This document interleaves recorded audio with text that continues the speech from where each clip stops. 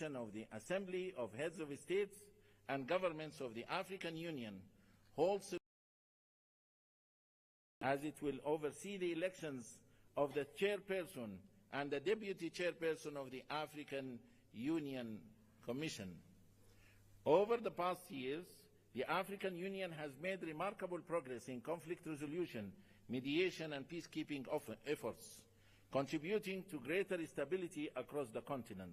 Economic transformation has been further strengthened through the African Continental Free Trade Area and accession to the G20, contributing towards the implementation of Agenda 2063, the Africa we want.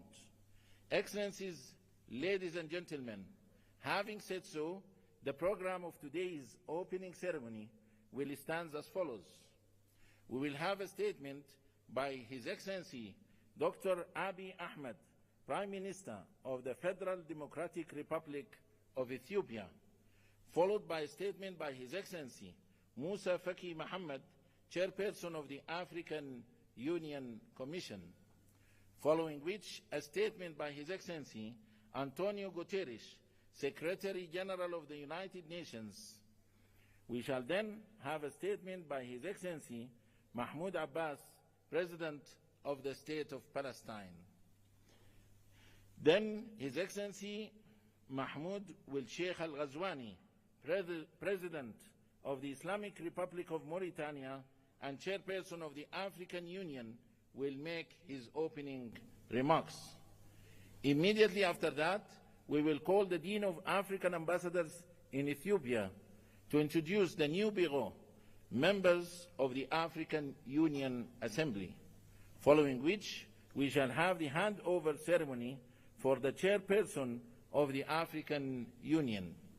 Then we will go to the launch of the African Union theme of the year, Justice for Africans and People of African Descent through Reparations. Without any further ado, I have the great honor and privilege to invite His Excellency Dr. Abiy Ahmed, Prime Minister of the Federal Democratic Republic of Ethiopia, to deliver his statement. Your Excellency, the floor is yours.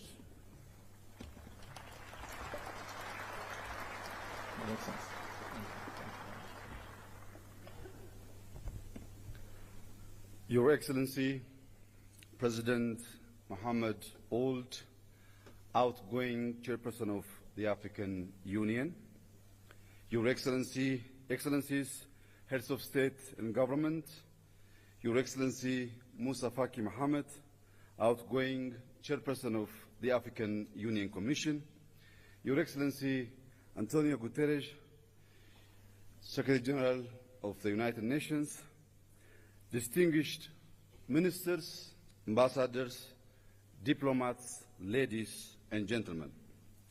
Welcome to Ethiopia, the cradle of Pan-Africanism and a proud champion of African unity and freedom.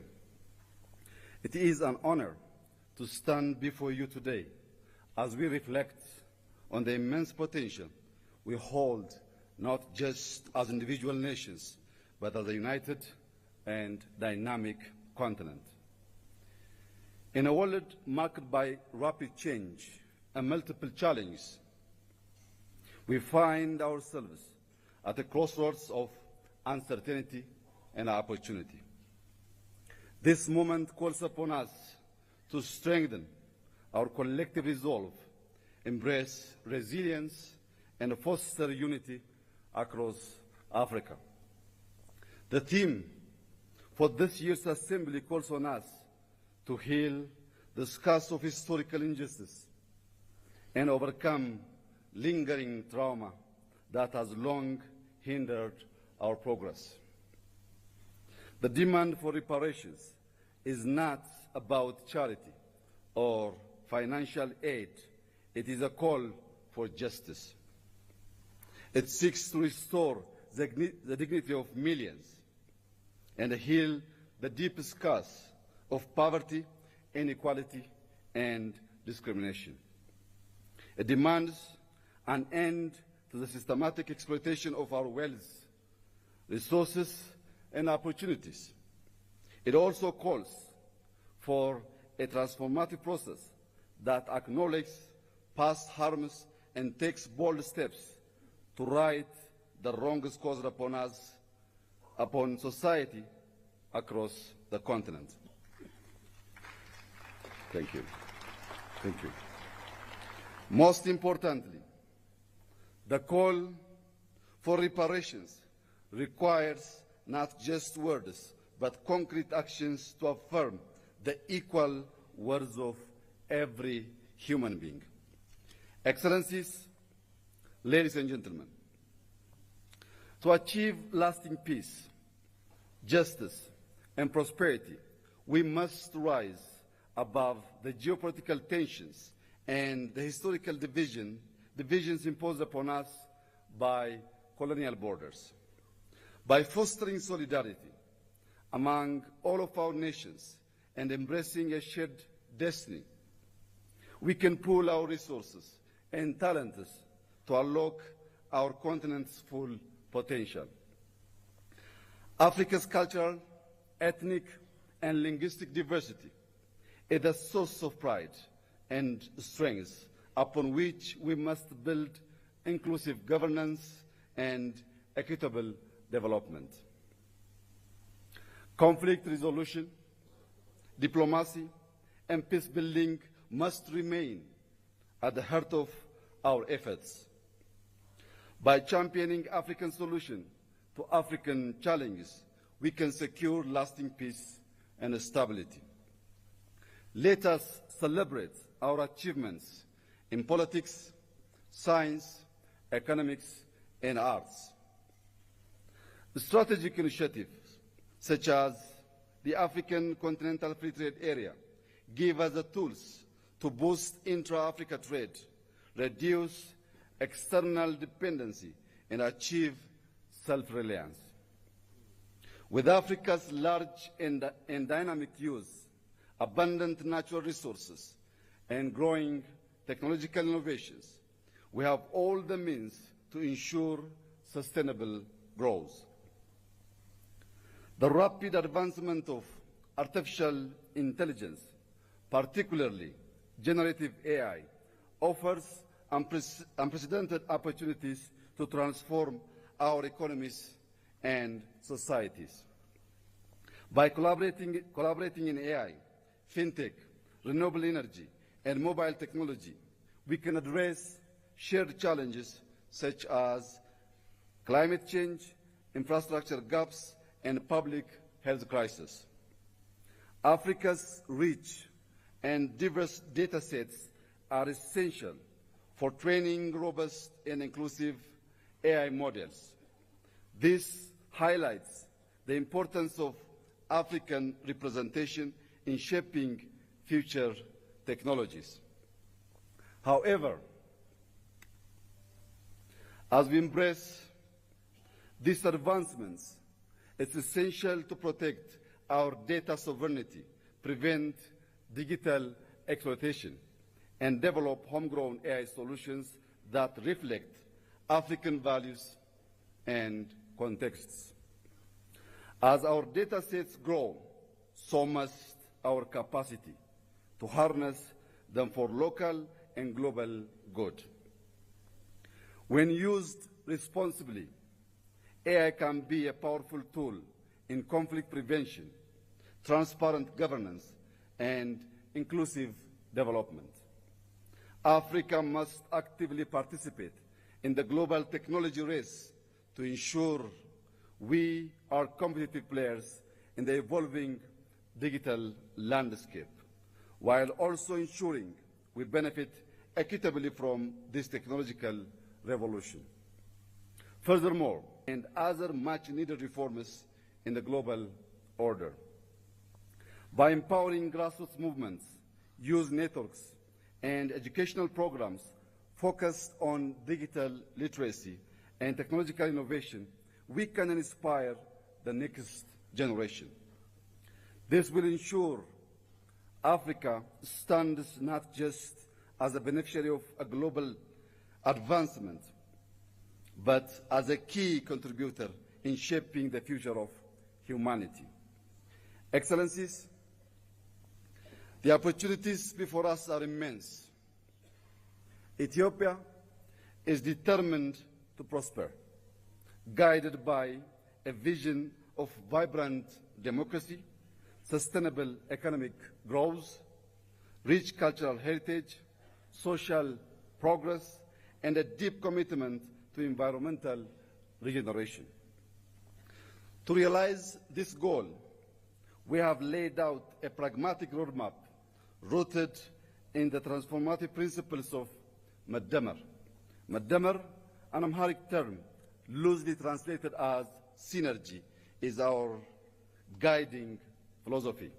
It is a homegrown ideology that promotes prosperity, unity, sovereignty, security, and national dignity. At its core, Madamar encourages social and economic advancement, celebrates diversity, and nurtures a spirit of community grounded in Ethiopia's rich culture, spirituality, and values. Reflecting on the progress of the past 5 years and building on the vision of Madamar, Ethiopia has made remarkable strides. Despite inheriting a nation deeply divided along ethnic lines, burdened by substantial debt, and facing numerous internal challenges, we have moved forward with determination.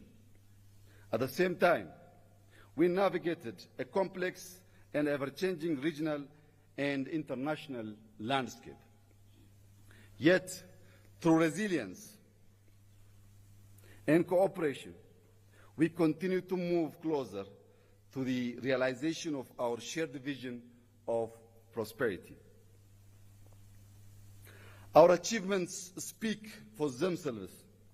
Allow me to share a few highlights. We have reformed our political system, transforming into an inclusive multi-party framework that reflects the diversity of our nation. To deepen these reforms and foster cohesion, reconciliation, and peace, we are undertaking a national dialogue. On the economic front, we have built a resilient and diverse economy. Over the past 5 years, we have doubled our cultivated land, increasing crop production to nearly 700 million quintals, with the wheat accounting for 40% of this total. These efforts have strengthened food security and driven rural development. Today, Ethiopia is the largest wheat producer in Africa.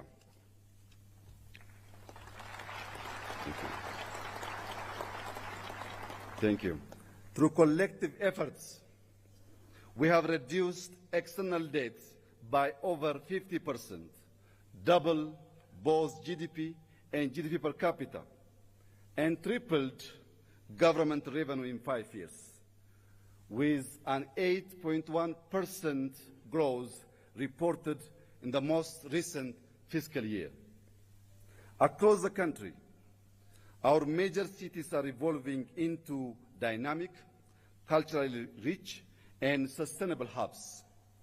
In education, we have established 40,000 kindergartens and primary schools to boost early childhood education.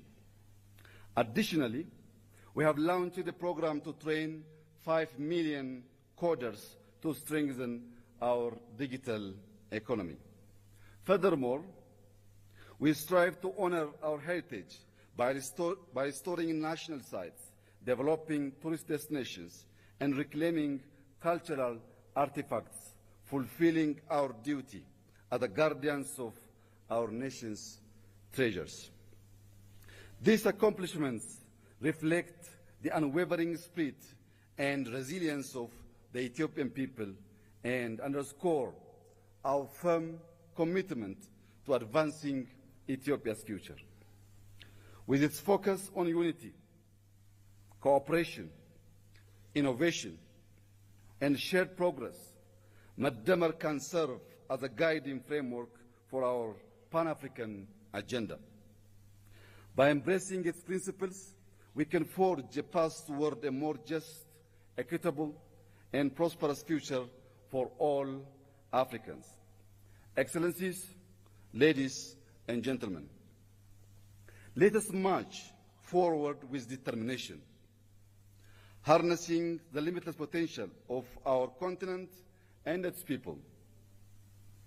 The time is now to claim our future, build a legacy of equality and prosperity, and secure dignity for all. Let us be the generation that unites the continent and our diaspora in a shared vision of justice, prosperity, and peace.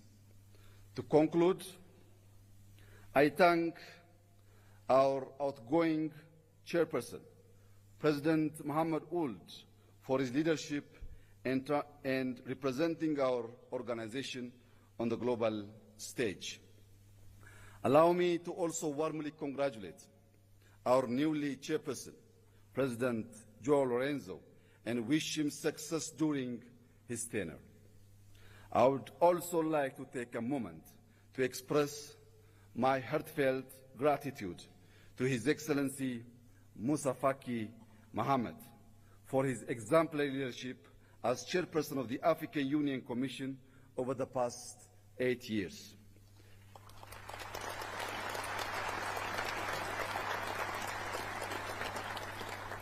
Throughout his tenure, His Excellency Moussa Faki has shown unwavering commitment to Africa's development, peace, and integration, significantly strengthening the African Union's role in addressing the continent's challenge. I also extend my sincere thanks to him for being a steadfast friend of Ethiopia, supporting us not only during our times of success, but also in our moments of difficulty. Thank you, my brother.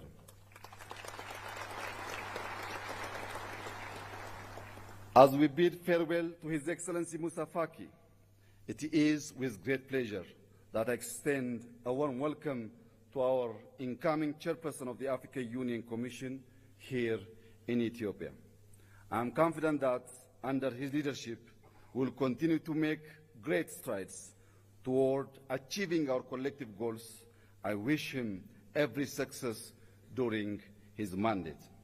Thank you for your attention, and I wish us all a fruitful summit. God bless Ethiopia. God bless Africa. I thank you.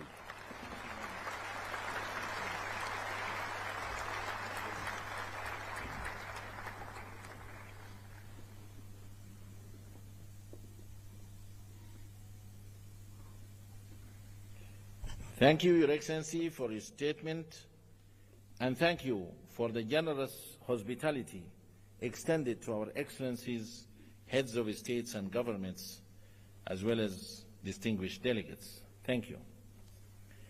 And now allow me to invite with great honor and pleasure His Excellency Moussa Faki Mohammed, Chairperson of the African Union Commission, to deliver his statement. Your Excellency.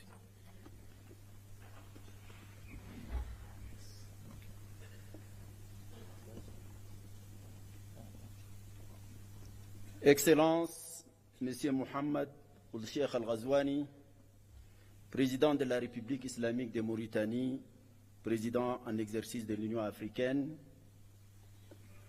Excellence Dr Abiy Ahmed, Premier ministre de la République d'Éthiopie, Excellences, Mesdames et Messieurs les chefs d'État, de gouvernement et de délégation, Excellences, Monsieur Mahmoud Abbas, Président de l'État de Palestine, ma très chère sœur amie Mia, Premier ministre de Barbados, Excellence Monsieur Antonio Guterres, Secrétaire général des Nations Unies, Mesdames et Messieurs les ministres, Docteur Nkosazana Zuma, ancienne présidente de la Commission de l'Union africaine, Madame la vice-présidente, Mesdames et Messieurs les commissaires, Mesdames et Messieurs les secrétaires généraux et exécutifs des communautés économiques régionales et mécanismes régionaux, Mesdames et Messieurs les chefs exécutifs des organes et institutions spécialisées de l'Union africaine, Mesdames et Messieurs les chefs des missions diplomatiques,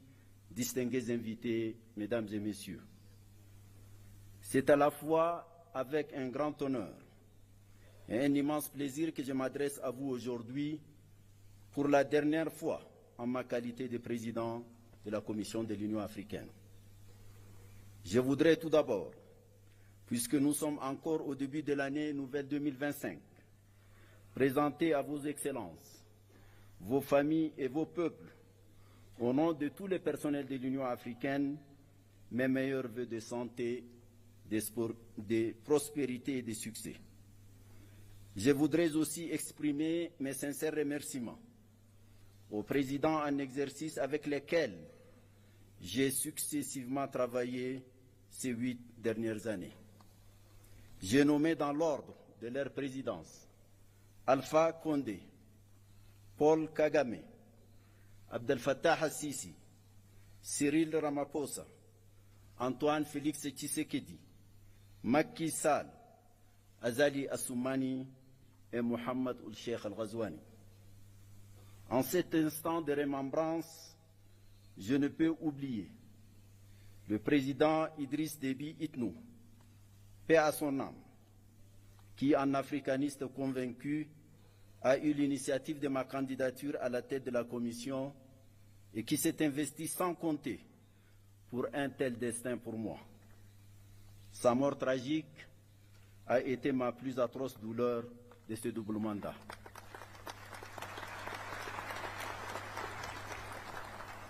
Excellences, Mesdames, Messieurs, 8 ans se sont écoulés depuis mon élection fin janvier 2017 comme président de la Commission de l'Union africaine. En ces moments chargés d'historicité, de signification et de symboles, je voudrais m'acquitter du devoir moral de vous présenter les grandes lignes du bilan de ce double mandat. Grâce à ces parcours, je me suis profondément imprégné à la fois de ce qui fait la grandeur et le rayonnement de notre continent, de notre organisation continentale, ainsi que des pesanteurs et limites diverses ayant entraîné le rythme de nos cadences. J'ai sillonné ce beau et fantastique continent. J'éprouve une profonde fierté d'avoir visité au moins une fois tous les 55 membres de notre Union. L'opportunité que m'offre ce moment est historique et unique. J'y tenterai de m'acquitter de la double obligation de rendre compte et de m'interroger sur quelques problématiques en ayant bien conscience qu'il ne faut absolument pas abuser de votre temps si précieux. Un rapport consolidé de notre bilan et un rapport annuel vous ont été distribués conformément à notre réglementation. Monsieur le Président, Excellences, Mesdames et Messieurs, les rapides et intenses bouleversements géopolitiques qui ont caractérisé le contexte international durant mes 2 mandats ont eu des manifestations à la fois violentes et déstabilisatrices. La subite dégradation de la situation sanitaire consécutive au déclenchement de la Covid-19 s'est accompagnée malheureusement d'importants chocs et de profondes turbulences économiques et diplomatiques. Pour l'Afrique, cela s'est traduit par une aggravation du poids de la dette, de la baisse des flux d'investissement publics et privés, de la violence et de la prégnance de certains conflits africains, de l'affaissement du panafricanisme et des chaînes de solidarité africaines, des manifestations d'obsolescence des institutions africaines, des appétits extérieurs en Afrique, des déficiences patentes en matière de gouvernance et de leadership en Afrique et même dans le monde, de la crise du multilatéralisme post-Seconde Guerre mondiale, etc., etc. La guerre russo-ukrainienne, enclenchée en février 2022, est venue noircir davantage ces tableaux, annonçant une recomposition géopolitique mondiale. est née une ligne de fracture qui a suscité une forme de bipolarité qui, dans les imaginaires politiques, évoque la réalité pourtant théoriquement dépassée de la guerre froide. Des incertitudes profondes sur la soutenabilité de la paix et de la coopération internationale ont empoisonné les esprits, assombri les consciences et ont renforcé le pessimisme, les égoïsmes et le pragmatisme mercantile. Les conséquences de cette guerre ont profondément affecté l'Afrique, qui importait l'essentiel de sa consommation céréalière et ses intrants agricoles de ces deux pays, la Russie et l'Ukraine. Le spectre de l'insécurité alimentaire et sanitaire a plané sur bien de nos pays, dont un bon nombre continue de souffrir de leur fragilité structurelle. أصحاب الفخامة والمعالي السادة سيداتي وسادتي، وفي الشرق الأوسط فإن الشعب الفلسطيني الشقيق عانى ويعاني أبشع أنواع الظلم في التاريخ البشري.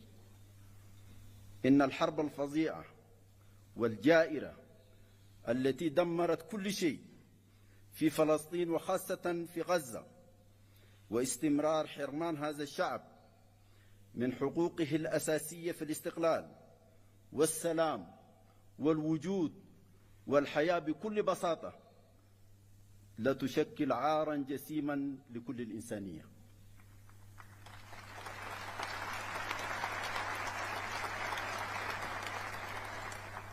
ورغم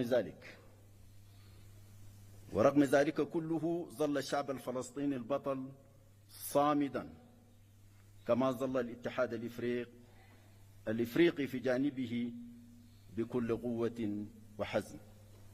هنيئا لك يا أخي الرئيس أبو مازن. Ces paysages d'apocalypse qu'offre aujourd'hui la Palestine, la bande et la population de Gaza en particulier, après plus d'une année de guerre destructrice de toute forme de vie et de biens, continue de se dérouler dans le silence presque total des puissances du monde, si ce n'est l'appel par certains à la déportation systématique des Palestiniens hors de leurs terres. C'est le comble. C'est vraiment le comble. Ce drame inouï pèse aujourd'hui, malgré le cessez-le-feu et la libération des otages et prisonniers, facilités par le Qatar, l'Égypte et les États-Unis, sur la conscience universelle et questionne profondément sur notre humanité. Les taux de la mondialisation avancée, étouffante, déshumanisée, ne laissent point l'Afrique en dehors de l'élite hégémonique qui se déroule loin de sa terre. Bien au contraire, le continent en subit les débordements et fragmentations que traduisent les conflits par procuration, des soutiens des puissances extérieures à peine voilées aux parties belligérantes sur le continent, des expansions du terrorisme et de l'extrémisme violent, des poursuites de la guerre ravageuse au Soudan, à l'est de la République démocratique du Congo, des divisions de la Libye dont je salue l'adoption hier ici même de la charte de réconciliation. Félicitations à vous, Monsieur le Président Danou Sassou Nguesso.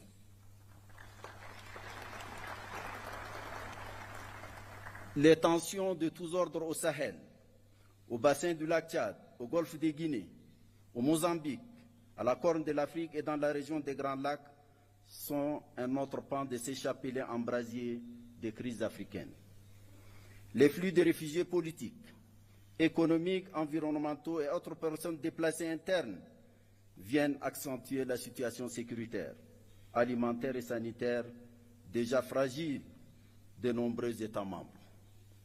C'est à ce contexte mondial et régional fortement dégradé que nous avons été confrontés au cours des 8 dernières années de développement de notre action. Excellences, Monsieur le Président, Mesdames et Messieurs, la réforme institutionnelle de notre Union entamée en 2017 ambitionnait la création de conditions optimales pour garantir la poursuite efficiente des programmes inscrits dans notre boussole doctrinale stratégique, l'agenda 2063, aux fins d'une meilleure résistance aux défis ainsi identifiés. À ce titre, la reconfiguration du leadership de la Commission, un processus d'évaluation des performances du personnel, des rapports de collaboration plus étroits entre l'Union africaine et les communautés économiques régionales et mécanismes régionaux actés par un nouveau protocole, l'institutionnalisation d'un sommet de coordination dédié à l'intégration, la mise en place des groupes techniques R10 et F15 chargés de veiller à la qualité des ressources humaines recrutées et au respect des règles d'or de la gestion budgétaire, financière et comptable de l'Union ont été les points saillants de cette réforme. Une évaluation de la pertinence de tous les organes de l'Union, sans exception aucune, fera naître une nouvelle cartographie administrative et institutionnelle de l'Union. J'insiste ici, en particulier, sur 3 parmi ces organes. Le Parlement panafricain, le Conseil de paix et de sécurité et le Comité des représentants permanents.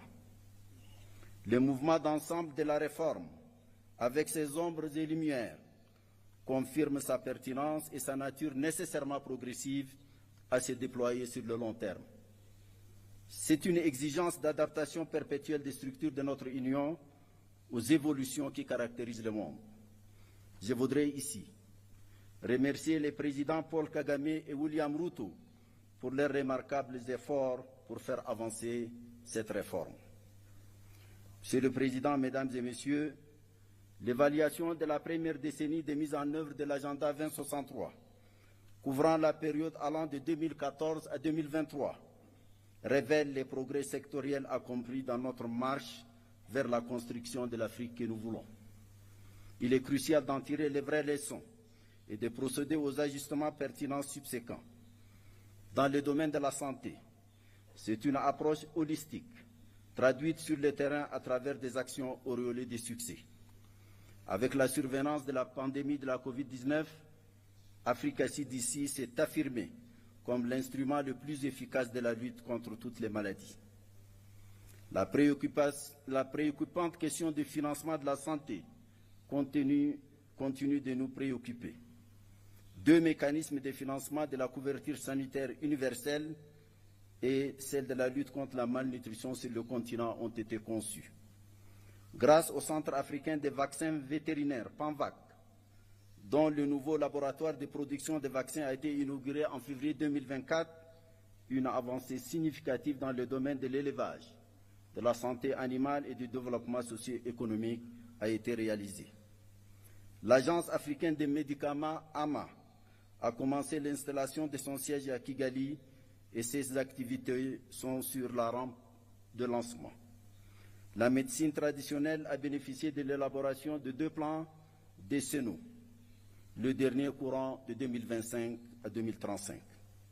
Le champ de l'éducation a été animé par la volonté de concevoir un nouveau système éducatif pensé en fonction des exigences d'un monde où l'enjeu majeur est devenu la compétition autour de l'innovation scientifique, technologique et maintenant par l'intelligence artificielle.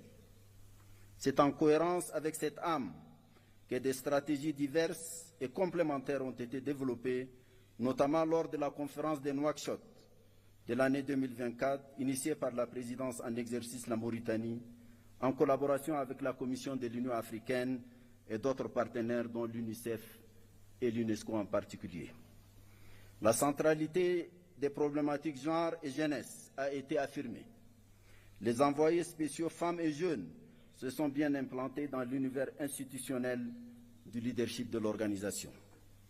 Tout au long des 8 années de ce double mandat, bien d'autres domaines cruciaux ont retenu toute l'attention qu'ils méritent, de par leur importance pour le développement socio-économique de l'Afrique. Qu'il s'agisse de notre vision sur les questions minières, du programme détaillé de l'agriculture et de l'économie bleue, du développement des infrastructures et de l'énergie, du changement climatique avec l'adaptation et la résilience climatique du continent, de l'intégration régionale à travers la mise en œuvre de la zone de libre-échange continentale africaine, de l'opérationnalisation effective du Fonds de la paix qui a dépassé l'objectif de 400 millions de dollars, du traitement des crises humanitaires dont l'Afrique est l'épicentre avec la mise en place de l'Agence africaine humanitaire, du renforcement de la visibilité de l'Union africaine à travers notre partenariat avec les Nations unies. Tous ont été au centre de notre entreprise collective. Je profite de l'occasion pour rendre ici un hommage tout particulier à un artisan majeur de ces partenariats. J'ai nommé Antonio Guterres, un grand ami de l'Afrique. Merci Antonio.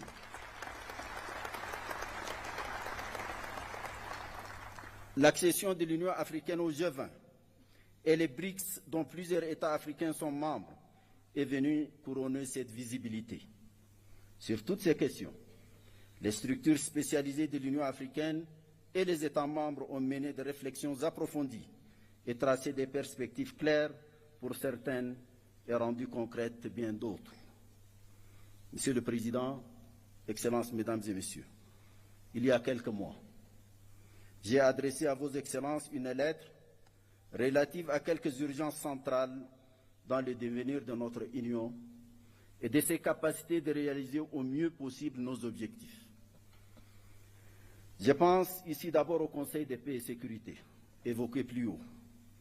Son rôle devrait s'accomplir sur la base des textes qui régissent son fonctionnement, dont il tire la force et la légitimité de concevoir, d'encadrer les questions prégnantes de notre sécurité collective et d'imposer, si nécessaire, les sanctions requises le cas échéant. Il est fort regrettable que ces décisions soient parfois contraires à nos principes et lorsqu'elles ne le sont pas, restent souvent lettre morte.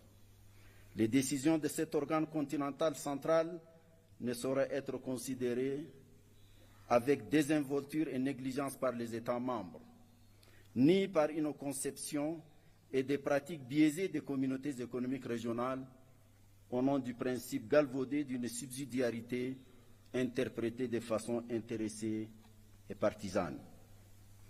L'évocation du CPS renvoie à la question des changements non constitutionnels de gouvernement. À cet égard, j'ai mentionné dans la dite lettre que nous n'avons plus désormais que deux options.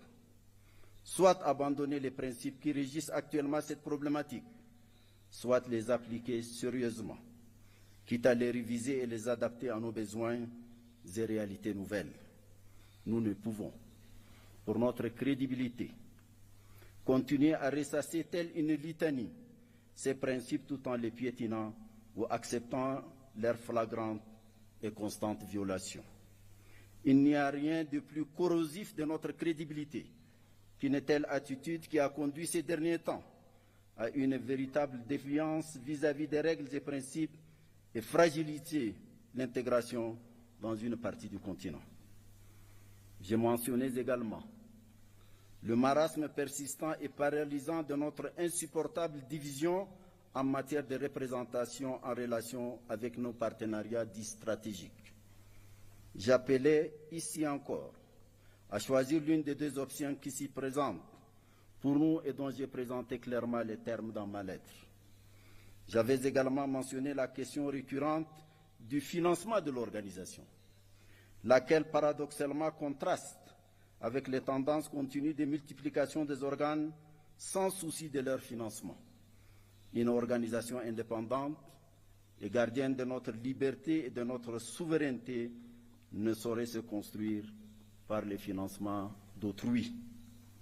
J'avais également soulevé la réduction privative d'initiative du président de la Commission de l'Union africaine et appelé à son harmonisation avec les obligations légales et coutumières qui s'imposent désormais à lui. En somme, l'essence de ma correspondance est simple et peut-être brutale. C'est la question d'être dignement ou ne pas être de notre organisation, placée devant une terrible conjugaison de facteurs de complexité. Ce sont toutes ces questions auxquelles vous faites face aujourd'hui que j'ai voulu pudiquement poser dans ma lettre. Allons-nous enfin ouvrir les yeux sur le sort de notre organisation ou alors continuer à la laisser se lamenter et gémir? Excellences, Monsieur le Président, Excellences, Mesdames et Messieurs, c'est une vérité banale aujourd'hui d'affirmer que les concepts et les instruments juridiques servant de cadre d'analyse des dynamiques de la politique internationale contemporaine sont périmés. Ils ont perdu leur vertu à la fois structurante et explicative des phénomènes mondiaux actuels.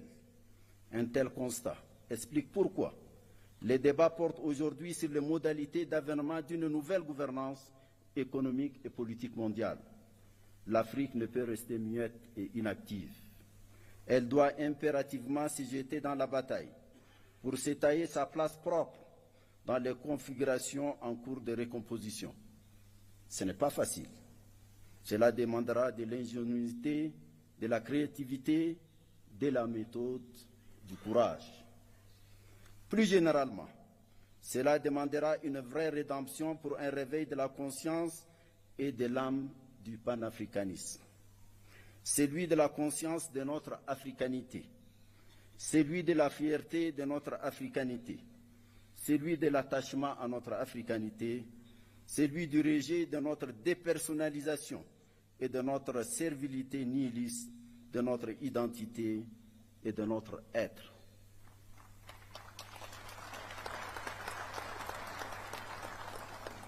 C'est à quoi nous appelle la jeunesse africaine. Celle-ci, majoritaire dans tous nos États, est de plus en plus exigeante. Sa voix résonne de plus en plus fort grâce aux nouvelles formes de communication qui amplifient toutes les expressions.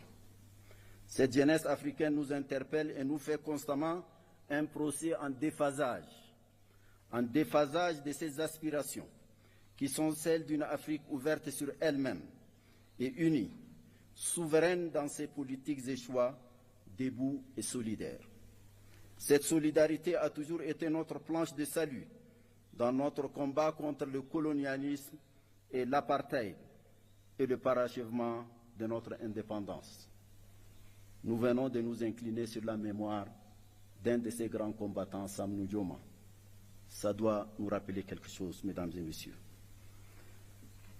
La foi dans notre solidarité panafricaine a galvanisé nos consciences, nos volontés et nos intelligences pour nous conduire vers un destin commun plus prometteur. Il n'y a pas de nouvelle voie de notre futur que d'écouter et de donner corps aux aspirations de notre jeunesse, nos concitoyens et notre diaspora. Monsieur le Président, Mesdames et Messieurs, je quitte définitivement mes fonctions dans quelques jours. J'avoue que je me sens envahi par un doux sentiment de liberté qui m'autorise ces quelques mots venant du cœur.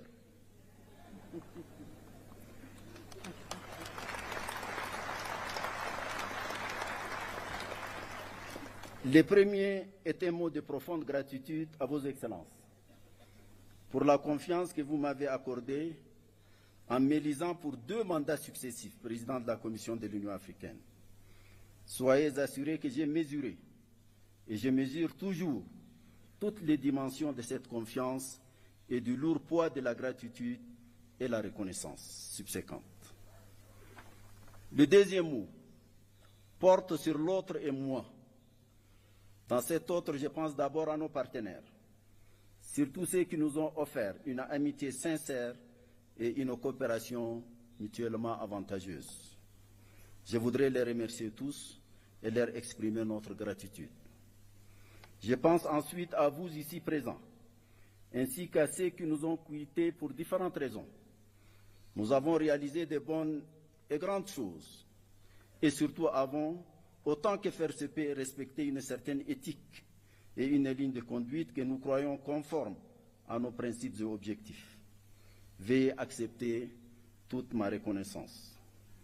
Les membres de la Commission de l'Union africaine, d'autres hommes et femmes ensuite, y ont travaillé, souvent dans l'ombre, avec assiduité, dévouement, discipline et talent. Je voudrais leur rendre l'hommage qu'ils méritent.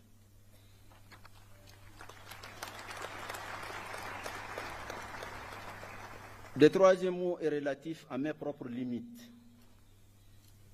J'ai tant voulu faire vite et mieux au cours des 2 mandats que vous m'avez confiés. Je sais que je n'ai pas tout fait.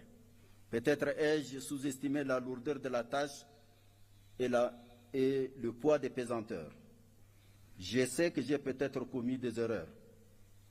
Je ne devrais peut-être pas dire peut-être. J'ai certainement commis des erreurs. Peut-être ai-je ici ou là faibli ou m'étais trompé et manqué des occasions de faire mieux. Je voudrais m'en excuser et demander pardon si mes manquements ont causé un quelconque tort individuel ou collectif.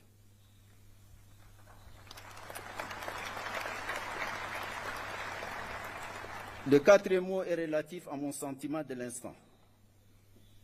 Je suis heureux de reprendre ma liberté. Mais je sais que j'aurai aussi la nostalgie des lieux, des femmes et des hommes que j'y ai connus, du peuple éthiopien à la civilisation millénaire.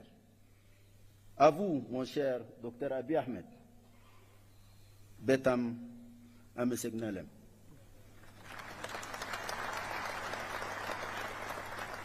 Peut-être faudra-t-il écrire l'histoire de tout cet enchevêtrement de sentiments et de sensations. Enfin, mon cinquième mot est celui de mon serment, de continuer à servir, de penser à l'Afrique, à servir l'Afrique, à rêver pour elle, pour sa jeunesse à laquelle nous n'avons pas fait suffisamment et à laquelle nous devons faire beaucoup, car après tout, c'est elle qui compte aujourd'hui et davantage demain. Un mot de la fin à vous, Monsieur le Président et cher frère Mohamed Cheikh Al-Ghazouani, pour vous dire combien j'ai apprécié votre proximité tout au long de votre mandat. Vous avez été un maître de sagesse, de civisme et de hauteur, inspirant à tous égards. À vous, Monsieur le Président et cher frère João Lourenço, je me permets de souligner que la force tranquille que vous symbolisez me rassure sur une présidence en exercice de sérieux et de substance. Puissiez-vous tous les deux en particulier, et nous tous, avoir une pensée agissante pour les grands prisonniers du Sahel, le président Mohamed Bazoum, dont rien ne justifie l'interminable détention. Il doit être libéré sans condition. Plein succès à notre sommet, plein succès à notre prochain leadership. Je vous remercie.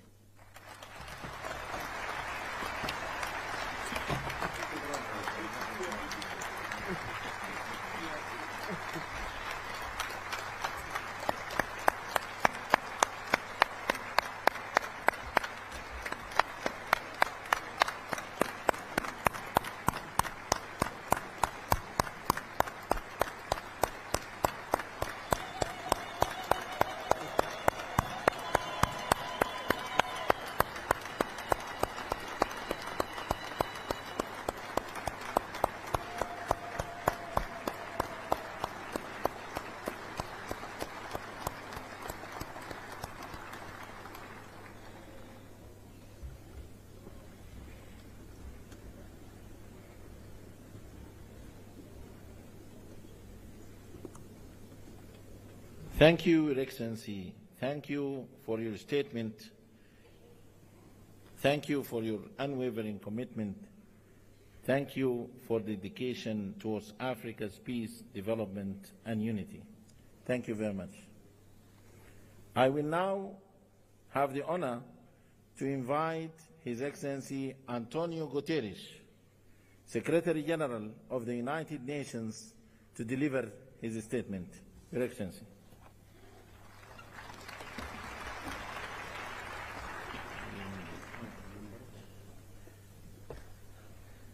Monsieur le Président de l'Union africaine, Excellences, Excellencies, ladies and gentlemen, all protocol observed. President Mohamed Ould Ghazouani, thank you for your leadership in the outstanding exercise of your mandate. Presidente João Lourenço, parabéns. E aguardo com expectativa a oportunidade de trabalhar consigo como novo Presidente da União Africana. I also want to give a very special expression of gratitude to the chairperson of the African Union Commission, Moussa Faki, for his 8 years of strong and permanent commitment to multilateralism and impeccable cooperation with the United Nations. Cher Moussa,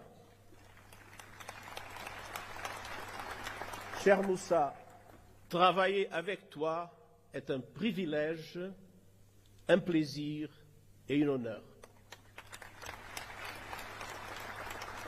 Excellencies, the partnership in the African Union and the United Nations has never been stronger. Together, we see an Africa booming with hope and possibility. You have a booming, enterprising population, including the largest number of young people in the world. The African continental free trade is poised to turbocharge the region's economy, and calls to address the legacies of colonialism and slavery are growing louder, as reflected in your theme this year, and as reflected in the leadership of so many passionate voices for the liberation of Africa, such as the great Dr. Sam Nujoma of Namibia, whose life we celebrate and whose loss we mourn. The world must never forget that Africa is the victim of two colossal and compounded injustices.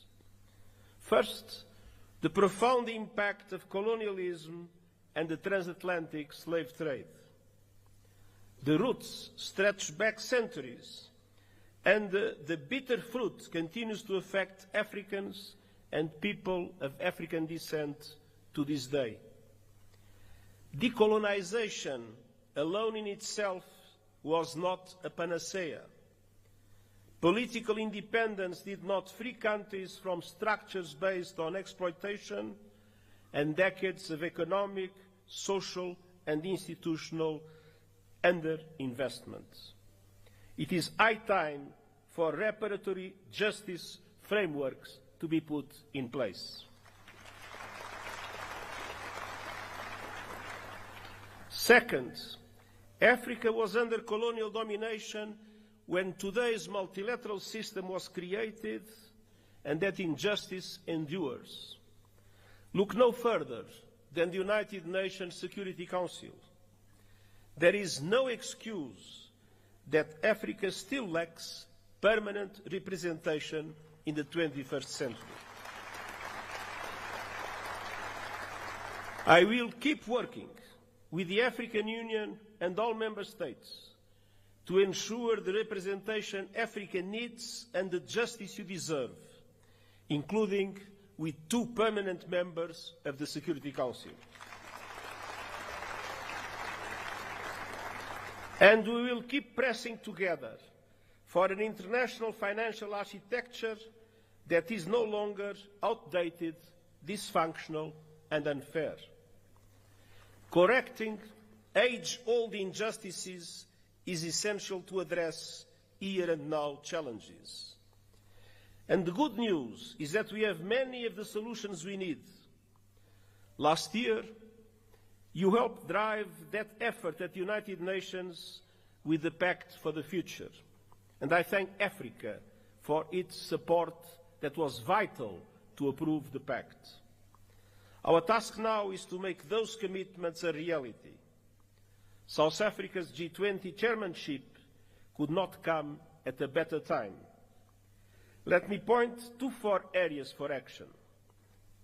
First, we must push for peace, security, and alleviating appalling levels of human suffering. Sudan is being torn apart before our eyes and is now home to the world's largest displacement crisis and famine. As we near the holy months of Ramadan, it is time for an immediate cessation of hostilities. And the international community must come together to stop the flow of weapons and the bankrolling of bloodshed. In the Democratic Republic of the Congolese people have been suffering yet again from a brutal cycle of violence. And the fighting that is raging in South Kivu as a result of the continuation of the M23 offensive, threatens to push the entire region over the precipice. We are urging predictable funding for the African Union support and stabilization mission, and I hope that our voice will be heard by the Security Council. And as we gather here in Africa, I know all our minds are also very much on Gaza. A resumption of hostilities must be avoided at all costs. The Palestinian people have suffered too much. I welcome efforts by the parties to abide by the ceasefire agreement and urge action for a permanent ceasefire and the release of all hostages. Peace is possible in the Middle East, and that starts with tangible, irreversible, and permanent progress towards the two-state solution, Israel and Palestine, living side by side in peace and security. Excellencies, on all fronts, we stand shoulder to shoulder with the African Union to advance security, stability, human rights, and rule of law. Excellencies, second, we must keep working together to deliver the AU 2063 agenda and the 2030 agenda for sustainable development and drive action on finance. African countries pay up to 8 times more to borrow than developed countries, and 20 are in or at risk of debt distress. The Pact for the Future supports an international financial architecture reform to reflect today's economy, ensuring fair representation and urging effective action on debt relief. And I will stand with Africa as a matter of justice and to right the historic wrongs. Excellencies, third, the climate crisis. Climate disasters are tearing across Africa, destroying lives, upending livelihoods, devastating economies, and inflaming conflict. At the same time, the renewables revolution is unstoppable, and Africa is poised to become a global clean energy powerhouse. Yet, today, Africa receives just 2% of global renewables investment. Realizing Africa's potential requires access to affordable finance, including by implementing the COP29 finance decision fully and on time, and supporting development of a roadmap to realize $1.3 trillion a year. Excellencies, Africa has contributed little to the climate crisis, yet is paying the price with record droughts, floods, and heat. Climate justice requires a massive investment in adaptation, with the international community bearing an enormous responsibility. Developed countries must double adaptation finance, and countries must significantly boost the loss and damage fund. Allow me a note. When the loss and damage fund was created, the pledging conference that took place has allowed for an amount that is equivalent at the highest contract for a basketball player in the United States. It is absolutely necessary to make the loss and damage fund an effective instrument to support developing countries in adaptation. And we also need justice when it comes to your abundant critical minerals. Too often, your countries are plundered, bound to the bottom of value chains as others grow rich on your resources. The work of the United Nations panel on critical energy transition minerals is designed to help embed justice, sustainability, and human rights across the value chain. Africa's minerals must benefit Africa's people. Excellences, enfin, nous devons agir dans le domaine des nouvelles technologies, notamment l'intelligence artificielle. Près de 2/3 de la population africaine sont privés d'un accès fiable à l'Internet. Nous avons une responsabilité historique, faire en sorte que l'intelligence artificielle profite à l'humanité tout entière et pas seulement à quelques privilégiés, États et compagnie. Le pacte numérique mondial partage les ambitions du pacte numérique africain. Connectivité universelle, renforcement des capacités et une gouvernance responsable de l'intelligence artificielle. Je présenterai bientôt un rapport sur les modèles innovants de financement volontaire et les initiatives de renforcement des capacités afin d'aider les pays du Sud global à exploiter l'intelligence artificielle pour le bien commun. Ensemble, assurons-nous que les promesses seront tenues. Excellences, l'Union africaine et l'ONU sont unis et déterminés à rendre justice à votre continent sans laisser personne de côté. Nous disposons de bases solides pour aller de l'avant. Alors, ensemble, concrétisons ces engagements. Et permettez-moi de dire une dernière phrase dans ma langue maternelle. Digamos com uma só voz, viva África!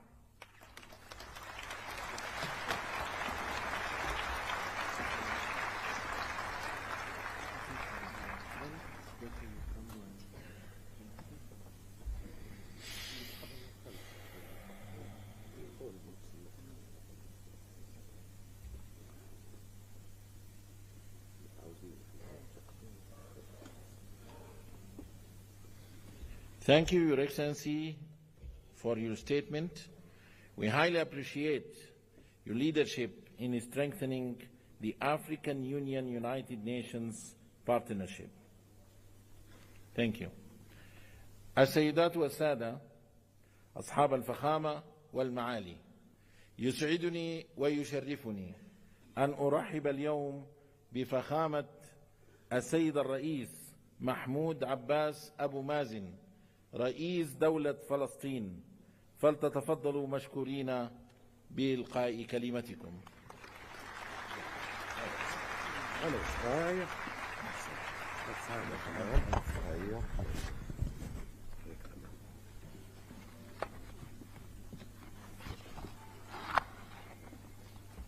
بسم الله الرحمن الرحيم. فخامة الرئيس محمد ولد الغزواني رئيس جمهورية موريتانيا، رئيس القمة الإفريقية، دولة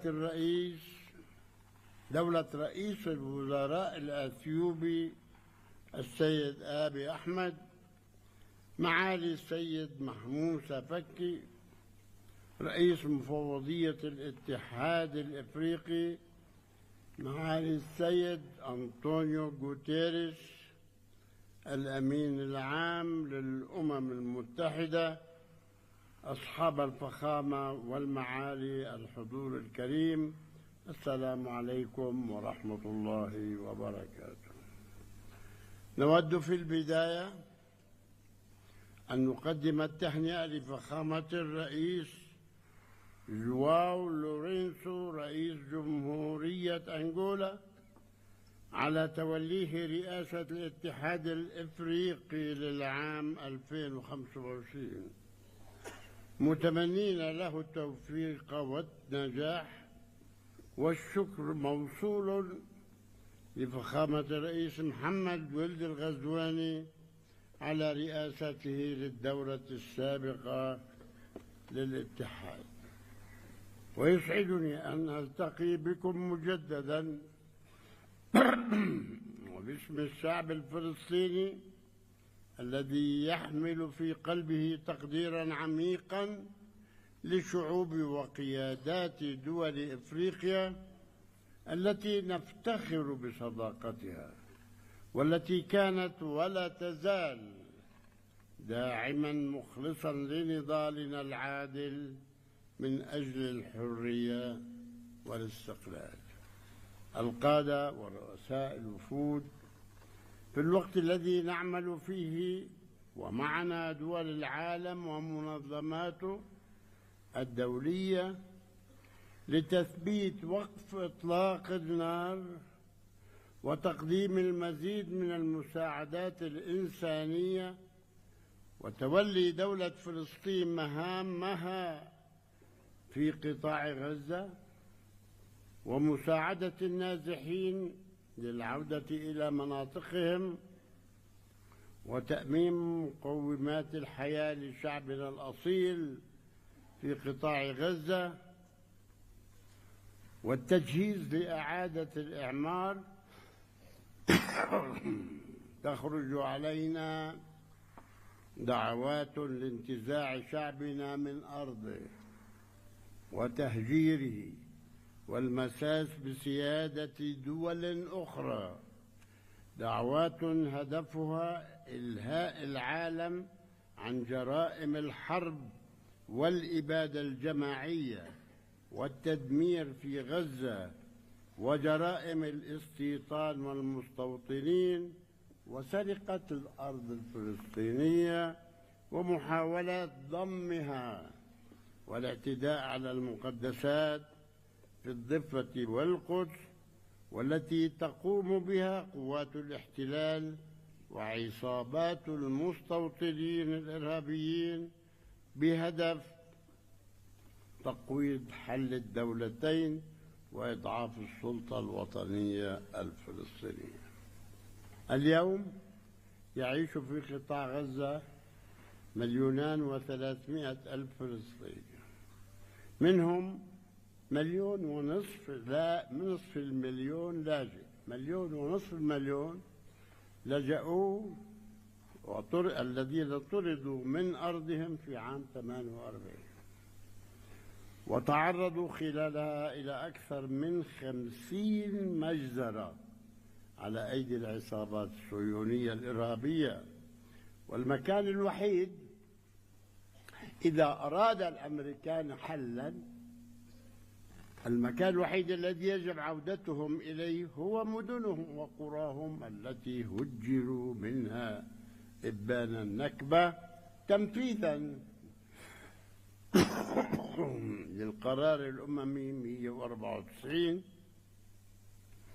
الذي يدعو إلى عودة اللاجئين الفلسطينيين إلى مدنهم وقراهم التي هجروا منها وتعويضهم عن كامل الأضرار التي ألحقت بهم. إننا نؤكد على رفضنا الكامل والمطلق لأية دعوات تهدف لتهجير شعبنا الفلسطيني من وطنه، والتي من شأنها إبقاء المنطقة في دائرة العنف بدلا من الذهاب لصنع السلام. وسيكون واهما من يعتقد أنه بإمكانه فرض صفقة قرن جديدة التي أطلقت قبل سنوات أو تهجير شعبنا والاستيلاء على أي شبر من أرضنا. ونقدر في هذا الصدد مواقف كل الدول التي رفضت دعوات تهجير شعبنا من وطنه ووقفت إلى جانب حقه في أرضه، مثمنين عاليا موقف الاتحاد الإفريقي ودوله الأعضاء في هذا الشأن. إن هذه الممارسات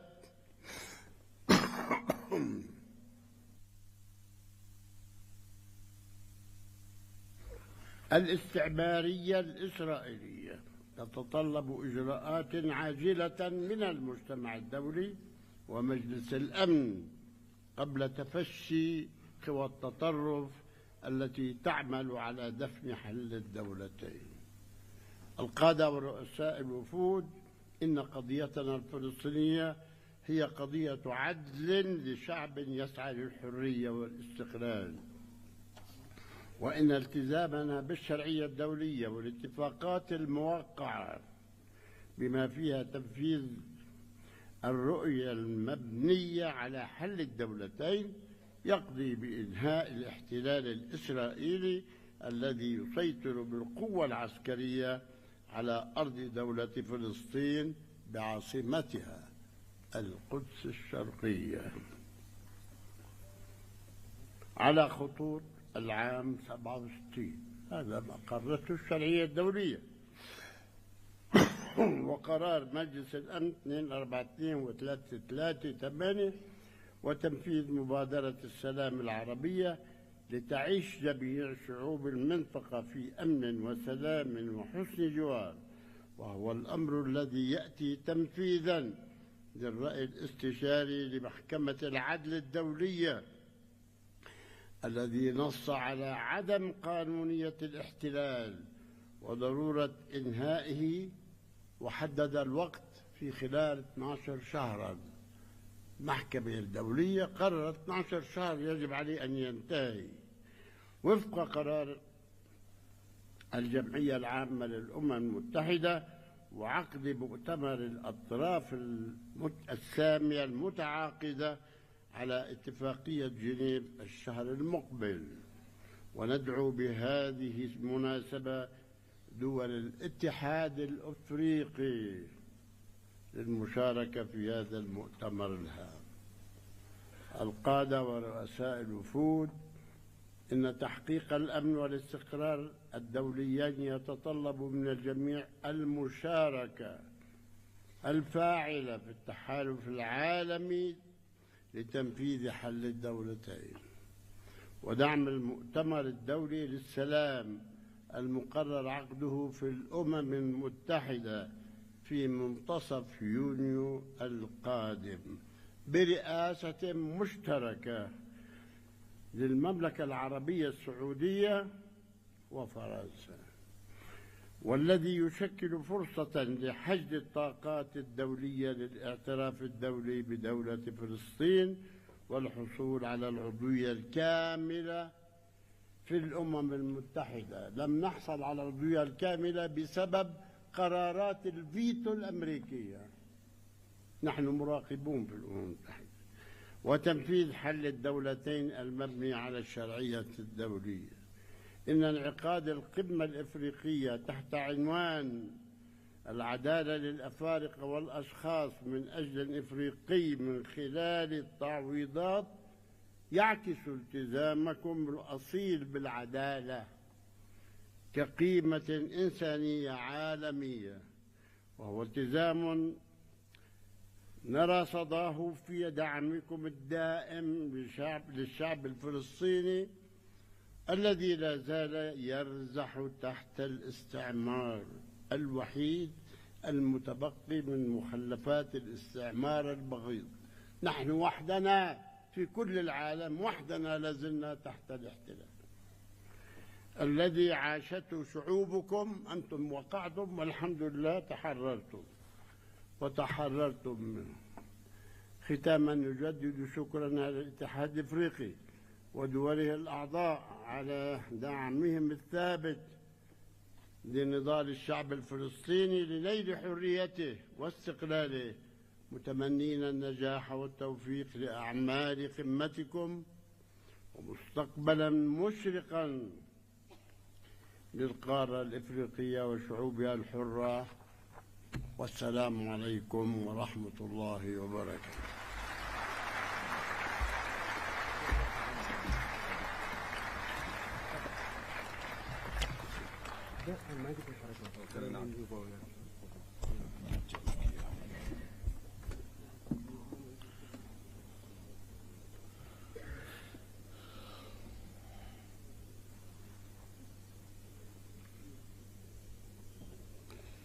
شكرا فخامة رئيس دولة فلسطين أبو مازن على خطابكم الضافي. إن مشاركتكم اليوم فخامة الرئيس تؤكد من جديد مناصرة ودعم الاتحاد الإفريقي للقضية الفلسطينية بكل قوة وعزم. I now have the honor to invite His Excellency Mohammed Ould Sheikh Al-Ghazwani, President of the Islamic Republic of Mauritania and Chairperson of the African Union, to deliver his opening remarks. Excellency.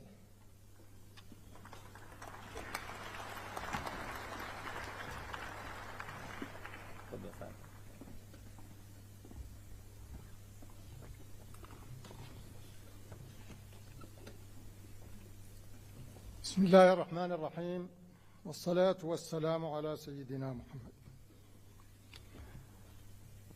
أصحاب الفخامة والمعالي رؤساء الدول والحكومات، صاحب الفخامة السيد أبي أحمد رئيس الوزراء لجمهورية إثيوبيا الاتحادية الديمقراطية،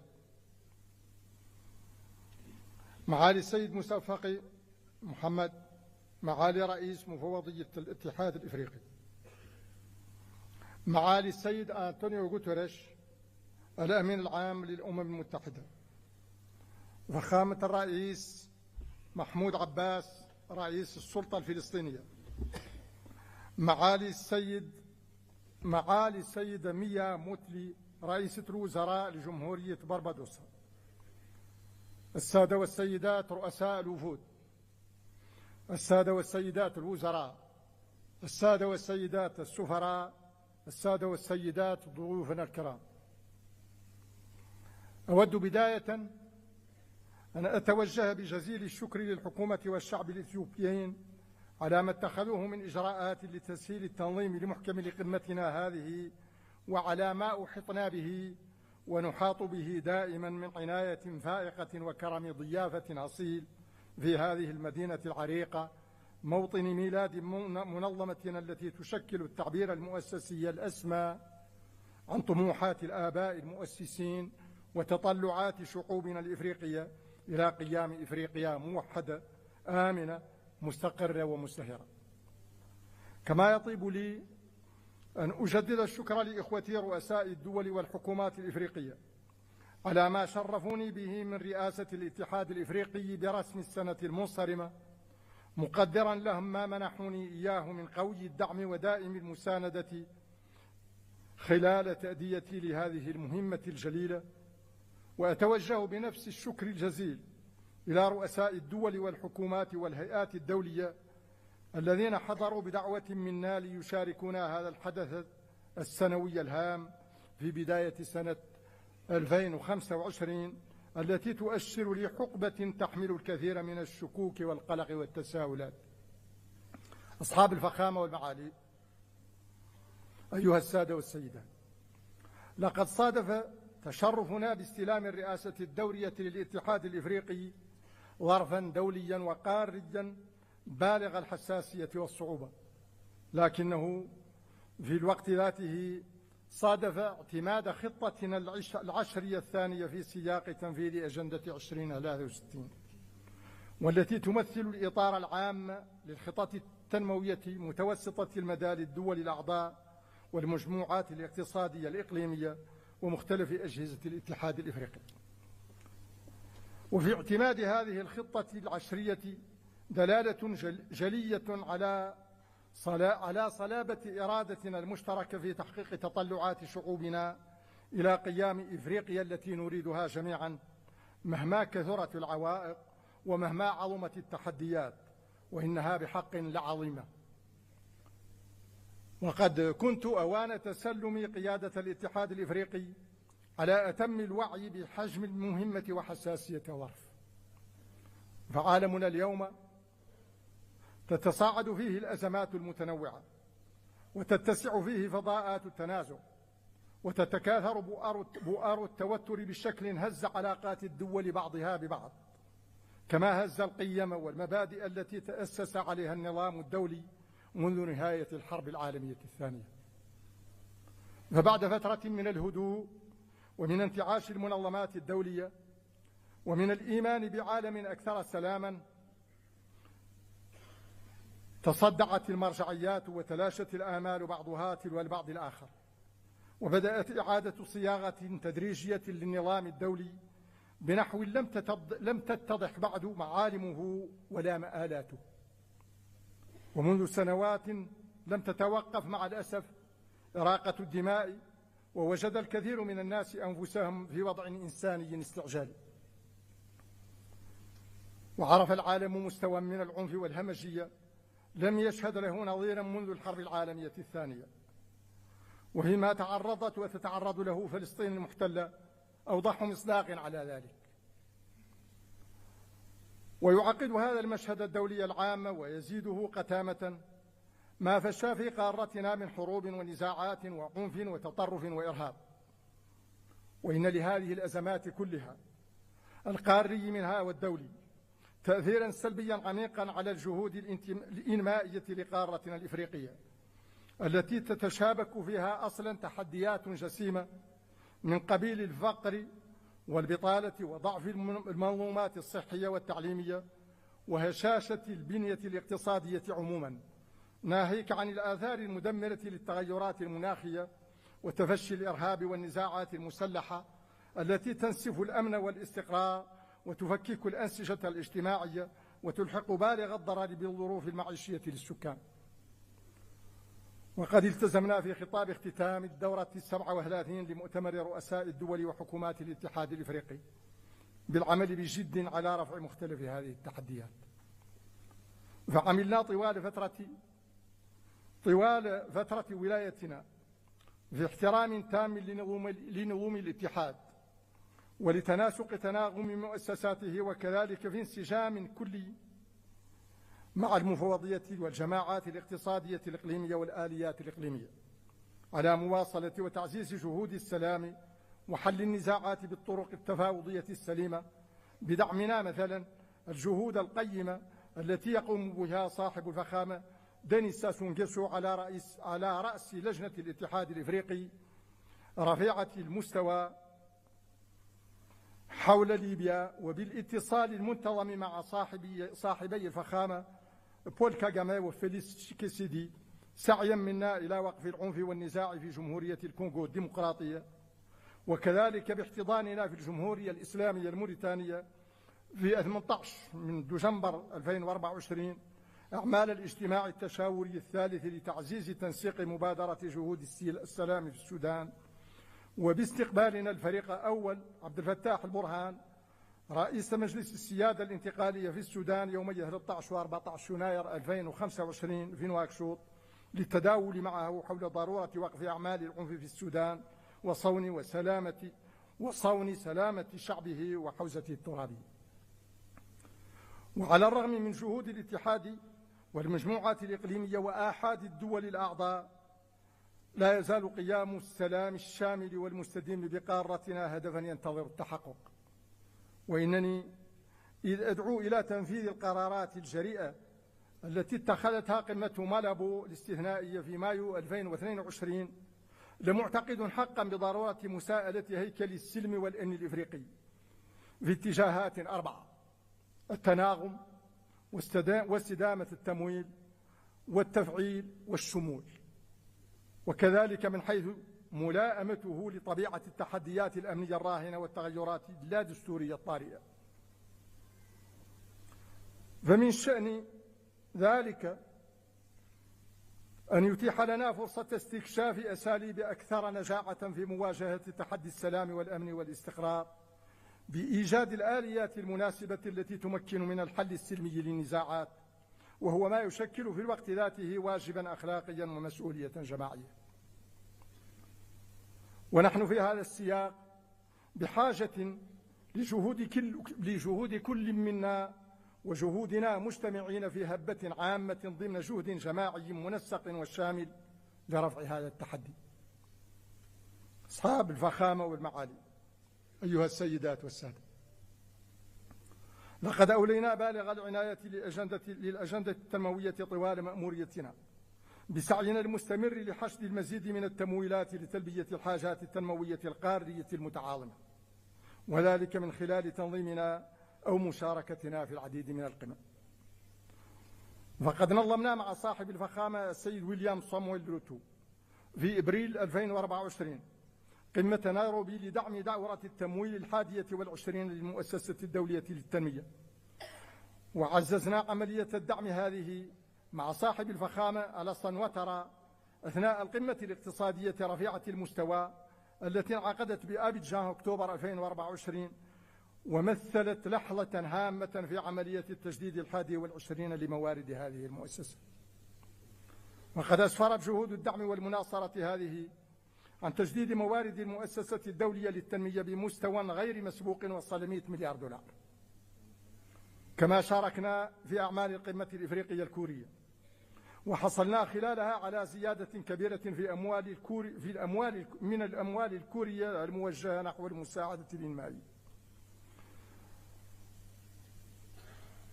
والتي ارتفع حجمها بالنسبة لإفريقيا من 5.5 مليار دولار إلى 10 مليارات دولار، علاوة على مبلغ 14 مليار دولار مخصصة لتمويل الصادرات دعما للشركات المستثمرة في قارتنا. ينضاف لذلك ما أسفرت عنه النسخة الرابعة من قمة التعاون الصيني الإفريقي على مستوى الرؤساء من إعلان تخصيص جمهورية الصين الشعبية 50 مليار دولار لدفع عجلة التنمية في قارتنا.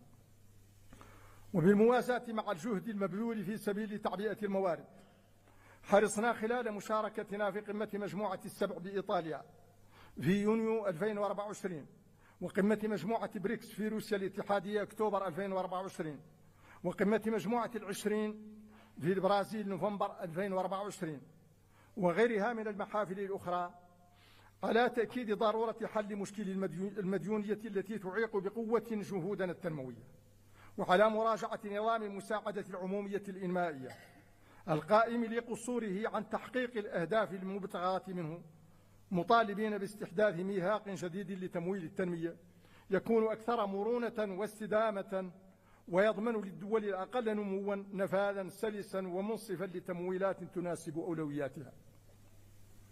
كما دأبنا على المطالبة بتحسين تمثيل القارة في المؤسسات المالية المعددة الأطراف لضمان مراعاة حاجاتها الإنمائية الملحة في الأجندة التنموية في الأجندة الدولية. وإن الغاية من العمل على تعبئة الموارد في الأساس دفع عجلة التنمية لتعزيز قدرة قارتنا على تحويل إمكاناتها ومواردها الهائلة إلى تنمية مستديمة فعلية ترفع التحديات التي تواجهها والتي عمقتها الأزمات الاقتصادية والأمنية والصحية والمناخية. وفي هذا السياق، وعملا بما تقرر من اتخاذ بناء أنظمة تعليمية مرنة لزيادة الوصول إلى التعليم الشامل والمستمر والجيد الملائم في إفريقيا، شعارا للقمة برسم السنة المنصرمة، نظمنا في الجمهورية الإسلامية الموريتانية وبالتعاون مع لجنة الاتحاد الإفريقي مؤتمرا قاريا حول التهذيب والشباب وقابلية التشغيل في ديسمبر الماضي بنواكشوط. وكان الهدف من دمج التعليم والشباب وقابلية التشغيل في إشكالية واحدة، التركيز على فئة تشكل ثلثي سكان القارة، فئة الشباب المعرضة لمخاطر البطالة والعنف والتطرف والانحراف وللهجرة غير النظامية كما لهجرة الأدمغة. وإنني لأدعو القمة لاعتماد إعلان نواكشوط بما يرسمه من آفاق لتعليم يكون دعامة تنموية مستدامة ورافدا قويا للأمن والاستقرار وخلق فرص العمل الملائمة، تقليصا لدوائر البطالة والفقر والهشاشة. وكما يحتاج الشباب الإفريقي إلى نظام تعليمي وتكويني فعال، فإنه يحتاج كذلك مثل كل مواطن إفريقي عموما إلى منظومات صحية تؤمن نفاذا شاملا لخدمات صحية جيدة وتكون قادرة على الصمود في وجه الحوائج والصدمات الصحية الطارئة كالتي شهدتها القارة مؤخرا، مثل جدري القردة وماربو والكوليرا. وأود في هذا المقام التنويه بالإدارة الاستباقية التي واجه بها المركز الإفريقي لمكافحة الأمراض والوقاية منها في إفريقيا ما استجد مؤخرا من صدمات صحية مفاجئة، مهنئا الدكتور جان كاسيا وفريقه على العمل الرائع الذين يقومون به في هذا الإطار. وسأتشرف اليوم أمامكم بتقديم تقرير مفصل بهذا الخصوص بحول الله وقوته. أصحاب الفخامة والمعالي، أيها السادة والسيدات، انسجاما مع إعلان داكار حول السيادة الغذائية ومع الوثيقة المنبثقة عن قمة إفريقيا والولايات المتحدة، نظمنا قمتين استثنائيتين في سبيل تعزيز المنظومات في قبيل تعزيز المنظومات الزراعية. انعقدت أولاهما في نيروبي في مايو 2024 وتعلقت بصحة التربة والأسمدة، والثانية في يناير 2025 بكامبالا، خصصت لبناء أنظمة زراعية غذائية مرنة ومستدامة في إفريقيا، واعتمدت خلالها استراتيجية وخطة عمل التنمية الزراعية الشاملة في إفريقيا للفترة 2026-2035. وإنني لأوصي القمة بتبني إعلان كامبالا بمكونتيه الاستراتيجية وخطة العمل، وكذلك إعلان نيروبي بشأن الأسمدة وصحة التربة لصالح الإنتاج الغذائي المستدام وتحفيز الاستثمار وبناء زراعة صناعية. ومعلوم أن النهوض بقطاع إنتاجي كالزراعة، خاصة في البعد الصناعي منه، يستلزم توفر طاقة نظيفة بالكمية الكافية وبالتكلفة الملائمة. وسعيا إلى تحقيق هذا الهدف، نظمنا في دار السلام مع صاحبة الفخامة السيدة سامية صلوحو، وبالتنسيق مع مجموعتي البنك الإفريقي للتنمية والبنك الدولي في يناير المنصرم، القمة الإفريقية حول الطاقة المهمة 300 من أجل ضمان النفاذ إلى الكهرباء لصالح 300 مليون مواطن إفريقي في جنوب الصحراء. وقد تم خلال القمة عرض التعهدات الطاقوية الوطنية للعديد من الدول الإفريقية، وإنني لحريص في هذا الإطار على تقديم التهنئة والشكر الجزيل لرئيس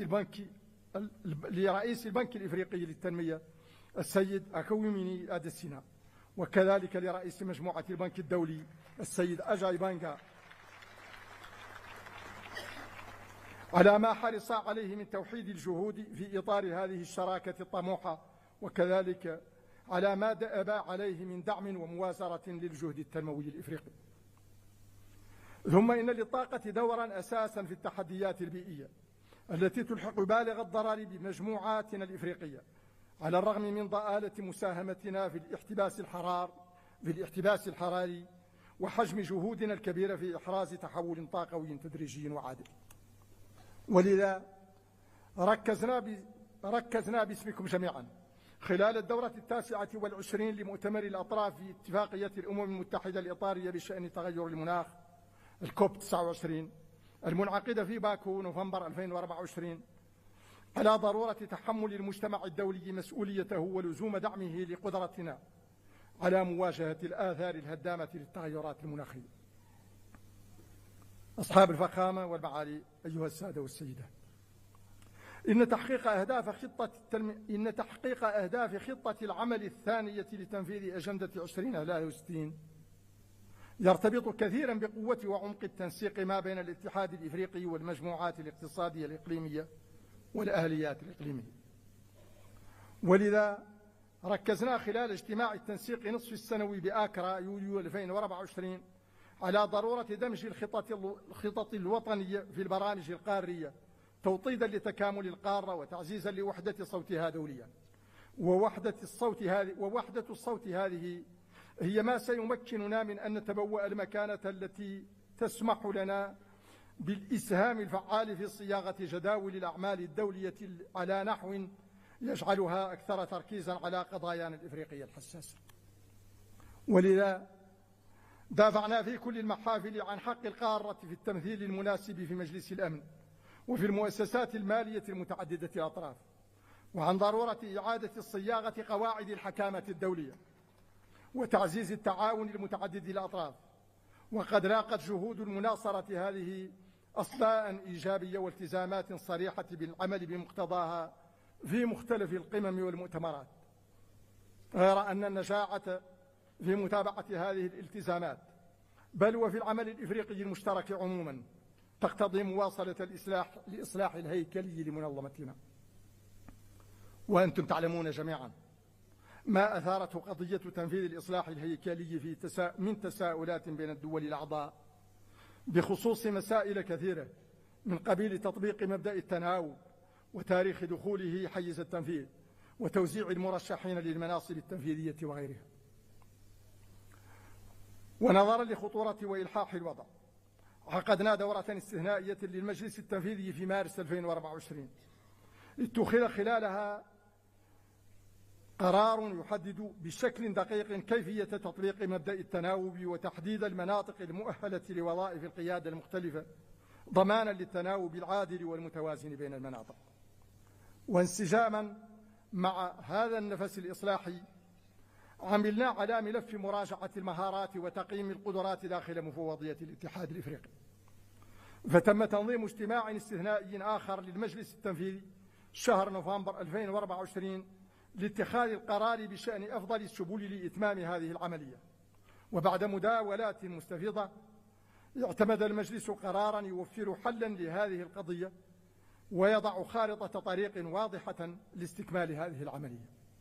أصحاب الفخامة والمعالي، أيها السادة والسيدات، لقد أكدت في خطاب التسلمي للرئاسة على أن تجاوز العوائق ورفع التحديات لا يكون إلا بالاتحاد وصهر الجهود الذين تستوجبه قيمنا المشتركة ويمليه إدراكنا لوحدة المصير ويقضي به حجم الرهان ويستلزمه سمو الغاية التي نسعى إليها جميعا. وإنني لأجدد التأكيد على ذات الأمر وأنا أسلم اليوم الرئاسة لأخي صاحب الفخام جاو لورينسو، متمنيا له التوفيق والنجاح في المهمة الجسيمة التي أوكلت إلى فخامته، معربا عن دائم استعدادي لدعمه ومؤازرته.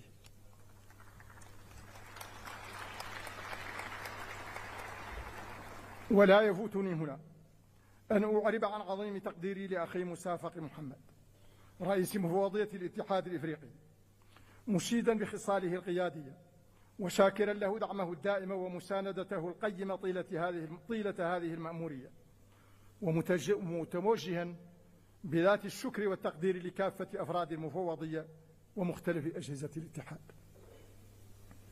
أنا معتز وفخور لما أتيح لي خلال هذه المأمورية من خدمة قارتنا الإفريقية وحمل صوتها والدفاع عنها في كل المنابر والمحافل. وإنني أختم هذه المأمورية وأنا أعمق إيمانا بقدرة قارتنا الإفريقية على تحقيق أهداف الأجندة 2063 وأقوى عزما وإرادة على المشاركة الفعالة في ذلك. وإذ أجدد التهنئة لأخي صاحب الفخامة جواو لورينسو، لا أرجو له ولأعمال قمتنا هذه كل التوفيق والنجاح. عاش الاتحاد الإفريقي وعاشت إفريقيا حرة شامخة ومزدهرة. أشكركم والسلام عليكم ورحمة الله.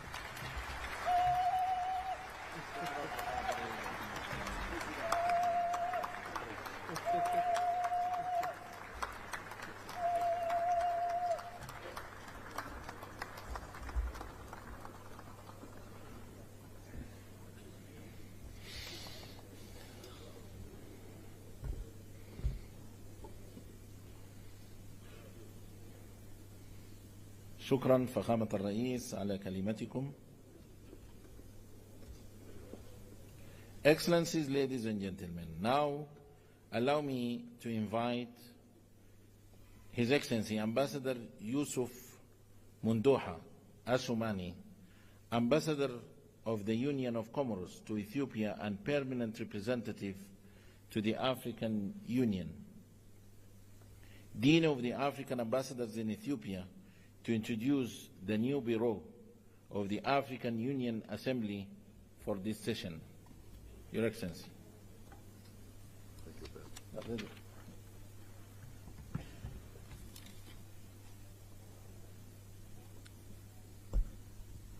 Excellence Mohamed Ould Cheikh Al-Ghazouani, président en exercice de l'Union africaine et président de la République islamique de Mauritanie, Excellence, Monsieur Abiy Ahmed, Premier ministre de la République fédérale démocratique d'Éthiopie, Excellences, Messieurs et Madame les chefs d'État de l'Union africaine, Excellences, Monsieur Mahmoud Abbas, président de l'État de la Palestine, Excellences, Madame la première vice-présidente de la République de Barbados, Premier ministre de la République de Barbados, Excellences, Monsieur Antonio Guterres, secrétaire général des Nations Unies, Excellences, Monsieur Moussa Faki Mahamat, président de la Commission de l'Union africaine, Excellences, Monsieur le secrétaire général adjoint de la Ligue des États arabes, Excellences, Mesdames les chefs des délégations, Excellences, Messieurs les ambassadeurs, représentants permanents et observateurs des États, Excellences, Messieurs et Madame, Excellences, Messieurs et Madame les chefs des organes de l'Union africaine, chers invités, à vos rangs et grades. Assalamu alaikum wa rahmatullahi wa barakatuh. J'ai l'honneur de vous présenter le bureau de la conférence pour l'année 2025, conformément à l'article 16 du règlement de la conférence. Le bureau se compose comme suit. Président, la République d'Angola, Afrique australe. Premier vice-président, central. Deuxième vice-président, la République du Ghana, Afrique de l'Ouest. Rapporteur, troisième vice-président, Jamhuri ya Muungano ya Tanzania, Afrique centrale. Afrique de l'Est, Samahan. Rapporteur, la République islamique de Mauritanie, l'Afrique du Nord. Tel a été proposé pour votre approbation et je vous remercie.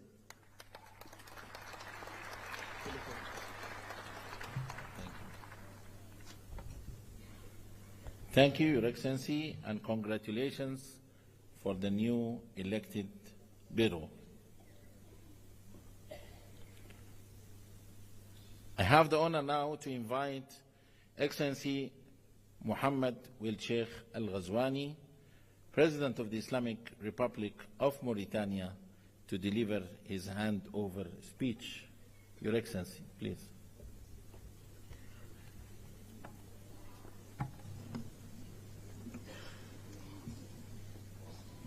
Je voudrais remercier mes chers collègues chefs d'État et de gouvernement, membres de la conférence, de m'avoir porté à la tête de l'Union africaine comme président en exercice au titre de l'année 2024-2025. Durant cette période, nous avons ensemble œuvré à faire avancer l'agenda du développement et de l'intégration de l'Afrique. Je tiens à vous remercier pour le soutien et vous remercier pour l'accompagnement sans faille qui ont contribué au succès de la Mauritanie et de l'Afrique dans l'exécution de cette noble tâche. Je vais vous demander de me permettre maintenant d'inviter mon frère, le président João Lourenço, pour la passation du témoin et lui souhaite beaucoup de succès et de réussite. Je vous invite, Monsieur le Président. Thank you, Your Excellency. And now I have the honor to welcome His Excellency João Manuel Lourenço, President of the Republic of Angola, the new chairperson of the African Union, for the handover ceremony in the High Table. You are welcome, Your Excellency.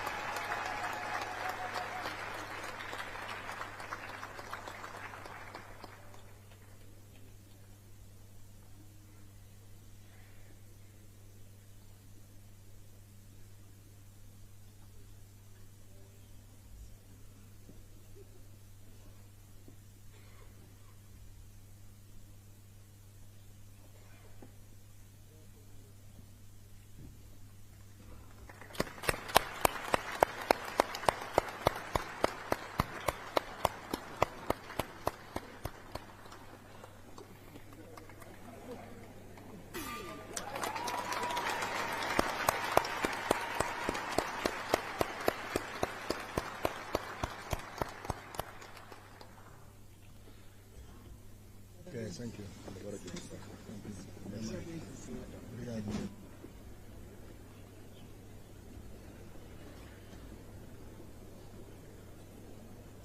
Congratulations, Your Excellency. Allow me now to call His Excellency João Manuel Lourenço, President of the Republic of Angola, Chairperson of the African Union, to deliver his acceptance speech. Your Excellency.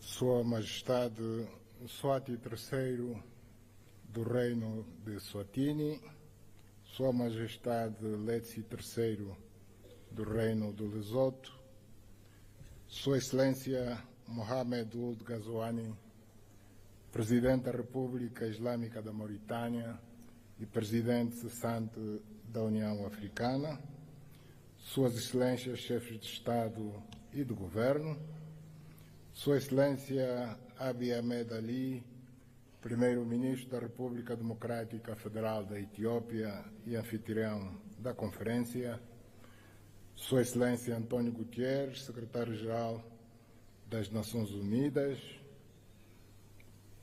Suas Excelências representantes de chefes de Estado e de Governo, Sua Excelência Moussa Faki Mahamat, Presidente da Comissão da União Africana, membros, Sua Excelência Presidente Mahmoud Abbas, Presidente da Autoridade Palestina, nosso convidado de honra, excelentíssimos membros do corpo diplomático acreditado em Addis Abeba, Excelências, minhas senhoras, meus senhores. Gostaria de manifestar a minha mais profunda gratidão à Sua Excelência Abiy Ahmed Ali, Primeiro-Ministro da República Democrática Federal da Etiópia, e ao povo etíope, por uma vez mais, tal como ocorre no mês de fevereiro de cada ano, albergarem a sessão ordinária da conferência da mais importante organização do continente africano, pela calorosa recepção e excepcional hospitalidade reservada a todas as delegações desde a nossa chegada a este belo país. Agradeço igualmente a Sua Excelência Mohamed Ould Ghazouani, Presidente da República Islâmica da Mauritânia e Presidente cessante da União Africana, pela forma notável, dinâmica e proativa com que dirigiu a nossa organização durante este último exercício. Foram desenvolvidas durante o seu mandato ações que contribuíram de forma apreciável para a realização dos principais objetivos definidos pela nossa organização para o ano que terminou, como o de se apostar na construção de sistemas educativos pujantes, de modo a permitir o acesso à educação de qualidade a todos os cidadãos africanos, tendo em vista a melhoria do desempenho do continente a nível global, em conformidade com os objetivos preconizados na Agenda 2063 da União Africana e com os da Agenda 2030 das Nações Unidas. Vossa Excelência deixa-nos um grande legado, cabendo-nos a responsabilidade de trabalhar no sentido de valorizar e potenciar ao máximo o trabalho por si realizado, pelo que conto para este efeito com o apoio e experiência do Sr. Presidente e o dos outros Estados-membros da União Africana, de modo a que a República de Angola possa levar por diante uma presidência que vá ao encontro das expectativas dos cidadãos do nosso continente e ajude a acrescentar mais um passo no caminho que percorremos para se alcançar o objetivo do desenvolvimento socioeconômico de nossos países, a concretização da Agenda 2063 no quadro de todas as ações e esforços que empreendemos para construir a África que queremos. Os meus agradecimentos estendem-se a cada Estado-membro da União Africana, especialmente aos da África Austral, região onde estamos inseridos, pela confiança depositada em Angola para presidir neste ano de 2025 a União Africana, numa altura em que o nosso continente se depara com imensos problemas ligados à paz e segurança, que constituem um fator de bloqueio a todas as iniciativas e ações que procuramos levar a cabo em benefício do desenvolvimento das nossas nações. Como é do conhecimento de todos, é a primeira vez que a República de Angola assume esta importante responsabilidade de conduzir os destinos do nosso continente nos próximos 12 meses, o que me levará a olhar com atenção para os principais problemas de África e colocar ao serviço da nossa organização a nossa experiência na busca de soluções para as questões relativas à paz e segurança e cuidar da implementação pelos Estados-membros das políticas econômicas e sociais que promovam o progresso e o desenvolvimento do nosso continente. Tem para nós um significado muito especial o facto de assumirmos a presidência pro tempore da União Africana neste ano 2025, em que Angola comemora 50 anos da sua independência nacional. Excelências, minhas senhoras, meus senhores, no decurso desta conferência serão debatidas questões de grande relevo para a organização, funcionamento e crescimento da União Africana, bem como para a operacionalização de um modo prático da questão relativa à justiça para os africanos e os afrodescendentes por meio de reparações, que constitui o lema escolhido para este ano, e também o que Angola elegeu para a sua presidência, que está centrado na importância do investimento nas infraestruturas como fator de desenvolvimento da África. A conjugação destes dois aspectos pode levar-nos a construir um canal de comunicação e de diálogo com os nossos parceiros internacionais que os faça compreender a importância e vantagem de cooperar com uma África desenvolvida, industrializada, com capacidade para superar a fome, a pobreza, a miséria e o desemprego, reduzindo assim a probabilidade de conflitos armados e de imigrantes ilegais junto às suas fronteiras. Teremos a oportunidade de abordar estas questões na 4ª Conferência Internacional sobre o Financiamento para o Desenvolvimento, a ter lugar em Sevilha, Espanha, de 30 de junho a 4 de julho do corrente ano, por constituir uma oportunidade histórica para se redefinirem as regras de financiamento global baseadas na justiça econômica e na inclusão. Tendo em conta os compromissos assumidos em conferências anteriores, mas nem sempre cumpridos, designadamente o Consenso de Monterrey, a Declaração de Doha e a Agenda de Ação da Addis Abeba, a 4ª Conferência de Sevilha, visa responder aos desafios persistentes que se verificam no financiamento para o desenvolvimento e favorecer a adoção de soluções inovadoras e eficazes. Temas como a justiça fiscal, o alívio da dívida, o financiamento climático, as reformas nas instituições financeiras globais e a inclusão social devem merecer a nossa atenção para que seja adotada uma posição comum que garanta ao continente o reforço da sua influência na governação financeira global, uma redução dos custos do endividamento e o acesso aos recursos necessários para alcançar um desenvolvimento sustentável. A concretização destes objetivos criará seguramente sinergias que vão dinamizar e ampliar as trocas comerciais, o intercâmbio cultural, técnico, tecnológico, científico e noutras áreas que poderão produzir vantagens significativas para todas as partes. Acreditamos que nas perspectivas que traçamos para os nossos países, enquanto governantes, incluímos programas a serem executados com um grande sentido de prioridade no domínio das infraestruturas fundamentais, designadamente as vias rodoviárias e ferroviárias, os portos e aeroportos, as centrais de produção de energia elétrica e respectivas linhas de transportação e distribuição, absolutamente indispensáveis para a industrialização do nosso continente e a melhoria das condições de vida das nossas populações. No decurso da presidência pro tempore da União Africana, que passamos a exercer a partir de hoje, pretendemos lançar, em articulação com todos os membros desta nossa instituição, um vasto plano de atração de investimentos e de captação de recursos financeiros significativos junto dos nossos grandes parceiros internacionais, para que a Comissão da União Africana estabeleça as bases e defina os projetos de infraestruturas a serem realizados.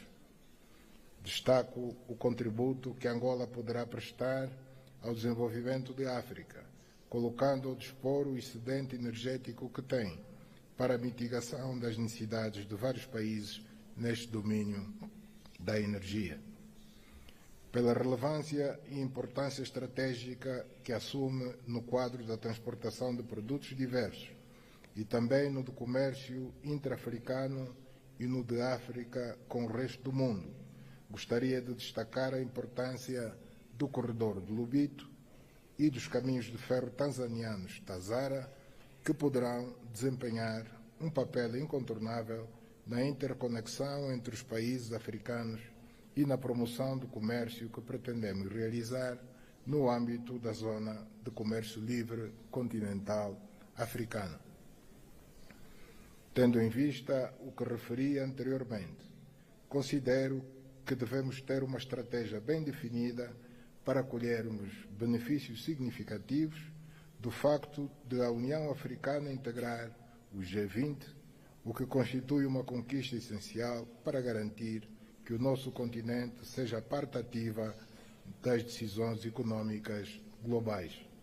Excelências, minhas senhoras, meus senhores, as linhas estratégicas da presidência angolana estão alinhadas em termos gerais com as ações prioritárias definidas a nível continental, no âmbito da aceleração do segundo plano decenal da implementação da Agenda 2063, correspondente ao período de 2024 a 2033, centradas nas infraestruturas de transporte e conectividade, energia e recursos naturais, paz e segurança, agricultura e economia azul, integração continental e zona de comércio livre, educação e capacitação e parcerias estratégicas. Neste quadro, das grandes linhas da nossa atuação, adquire uma importância central a questão da paz e segurança, por se tratar de um dos principais pressupostos para se materializarem as aspirações contidas na Agenda 2063 da União Africana, em especial o programa que estabelece o silenciar das armas até 2030, que visa transformar a África numa região pacífica, segura e confiante num futuro promissor e de prosperidade para todos nós africanos, decididos a colocar o nosso continente na rota do desenvolvimento. No relatório sobre as ações que realizei no quadro das minhas atribuições como campeão da União Africana para a Paz e Reconciliação em África, apresentarei de forma mais detalhada as ações que empreendi para ajudar a restituir a paz ao nosso continente e, em especial, na região leste da República Democrática do Congo.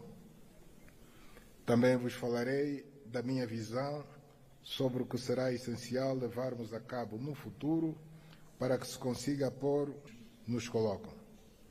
Temos ainda os desafios que se prendem com as catástrofes naturais resultantes das alterações climáticas e dos surtos de Marburgo, ébola, de varíola de origem animal e da cólera, que ciclicamente nos afeta e nos obriga a trabalhar de forma unida e solidária para que encontremos soluções coletivas para a sua superação. Nesta perspectiva, considero essencial que olhemos para a terceira Conferência dos Oceanos, agendada para o corrente ano em Nice, França, como uma oportunidade para se discutirem as principais preocupações que sobre esta matéria afligem o nosso continente. Tendo mais de 30 países costeiros, o continente deverá ter como objetivos a proteção dos ecossistemas marinhos, promover uma economia azul sustentável e intensificar as ações contra a pesca ilegal, a poluição marinha e as alterações climáticas, que são, na verdade, desafios gigantescos a que temos de fazer face permanentemente. Quero, desde já, manifestar a esperança de que esta conferência contribua para a segurança alimentar, para o reforço da resiliência costeira e crie condições para que se mobilize o financiamento internacional para projetos sustentáveis no quadro da economia azul. Excelências,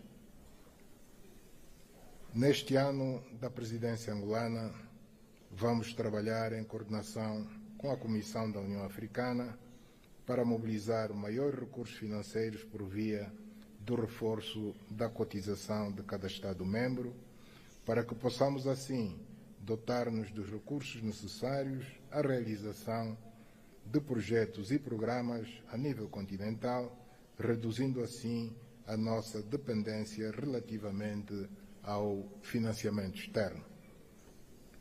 Excelências, minhas senhoras, meus senhores, estamos a viver um ambiente internacional extremamente desafiante, em face dos nefastos efeitos dos conflitos que o continente enfrenta, bem como dos que vive o leste da Europa e a região do Médio Oriente. Apesar disso, temos a plena convicção de que, se conjugarmos esforços e unirmos as nossas forças, conseguiremos ultrapassar estes grandes desafios e construir a África com que sonhamos, e com uma voz cada vez mais ativa na abordagem dos grandes problemas que afligem a humanidade. É neste contexto que considero que devemos continuar a agir como um só corpo no sentido de que as Nações Unidas se tornem mais inclusivas e alinhadas com os desafios e oportunidades de hoje, devendo a reforma do Conselho de Segurança continuar a ser uma prioridade fundamental para o nosso continente, pelo que é importante que reafirmemos o nosso compromisso com o consenso de Esulwini e a declaração de Sirte de 2005 a favor de 2 lugares de membros permanentes com o direito de veto e outros privilégios inerentes. Excelências,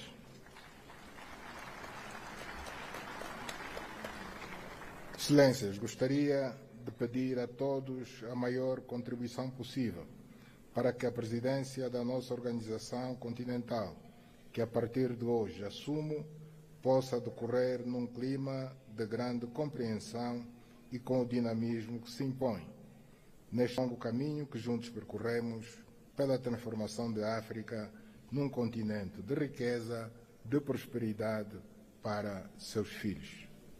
Permitam-me que transmita uma palavra de apreço à Sua Excelência Moussa Faki Mahamat e aos comissários que cessam hoje as suas funções na Comissão da União Africana pelo excelente trabalho desenvolvido no decurso dos seus mandatos ao serviço da nossa Casa Comum. Desejo à nova liderança sénior da Comissão da União Africana muitos sucessos no desempenho das novas funções, enquanto apelamos para que o espírito pan-africano e os ideais dos pais fundadores continuem a guiar o futuro da nossa organização continental. Declaro que aceito passar a exercer, a partir de hoje, as funções de Presidente pro tempore da União Africana e que as lágrimas que derramamos hoje pela perca do grande filho de África, Samu Yoma, se transformem na força que nos vai fazer superar todos os desafios que temos pela frente. Muito obrigado pela atenção.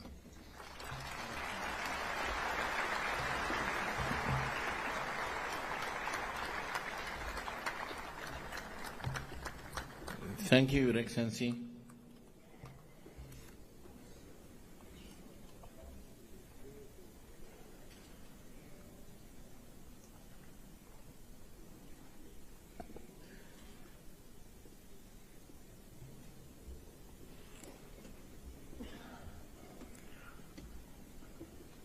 Excellencies, ladies and gentlemen, in introducing the theme of the year 2025, Justice for Africans and people of African descent through reparations, it is now with great honor that I welcome Her Excellency Dr. Monique Nzanza Baganwa, the Deputy Chairperson of the African Union Commission, who will share her introductory remarks.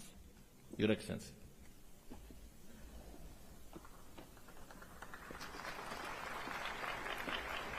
Then we will introduce Barbados.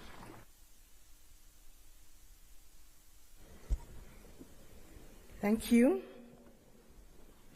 Your Excellency, the Chairperson of the African Union, Your Majesties, Excellencies, Heads of State and Government, Your Excellency and dear brother, the Chairperson of the African Union Commission, ladies and gentlemen, in the interest of time, allow me to stand on already established protocol. Over the past centuries, the voices of Africans and people of African descent have echoed in various quarters with a singular demand: justice. Justice for the millions who were forcibly uprooted from their homes. Justice for those whose lands were plundered, wealth stolen, and dignity were stripped away. And justice for the generations that continue to face economic, social and political disenfranchisement stemming from historical wrongs. As I draw my term in office as Deputy Chairperson of the African Union Commission to an end soon, a unique opportunity is offered to me and one of my teams, SIDO, to introduce to you the 2025 theme of the year, Justice for Africans and People of African Descent through Reparations. As we embark on this journey in 2025, we are guided by the words of the eminent Pan-Africanist Kwame Nkrumah, who declared, and I quote, "We face neither east nor west.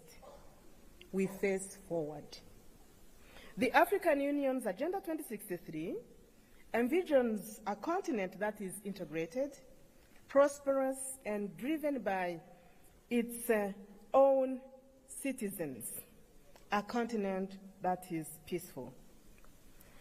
The strength of this Africa has always been in its unity and resilience. At this moment, we stand at the precipice of history, and together we shall pave the way for a more just and dignified future for Africa, the CARICOM, and Africa's global diaspora at large. Your Majesties, Your Excellencies, as I conclude, since I'm not the one to deliver the high-level message, we have two leaders who will do it in just a short. But let me take this opportunity to thank all our stakeholders who have journeyed with us. Thank you, Ghana, and our champion, President Mahama, for inspiring the African Union with this theme. I wish to thank you, my dear brother Musa Faki, for your leadership and support. But through you also acknowledge our teams who have worked hard around this theme of the year. Especially, I wish to recognize two ladies. Madam Coleman from your cabinet chairperson and Angela from SIDO. You did an amazing work. Special appreciation goes to Her Excellency Mia Amor Motley, Prime Minister of Barbados and Chair of the CARICOM Authority. You have traveled all the way from home to another home to join us in today's launch. May I now invite you, Your Excellency, to come to the podium and address this august assembly. I thank you.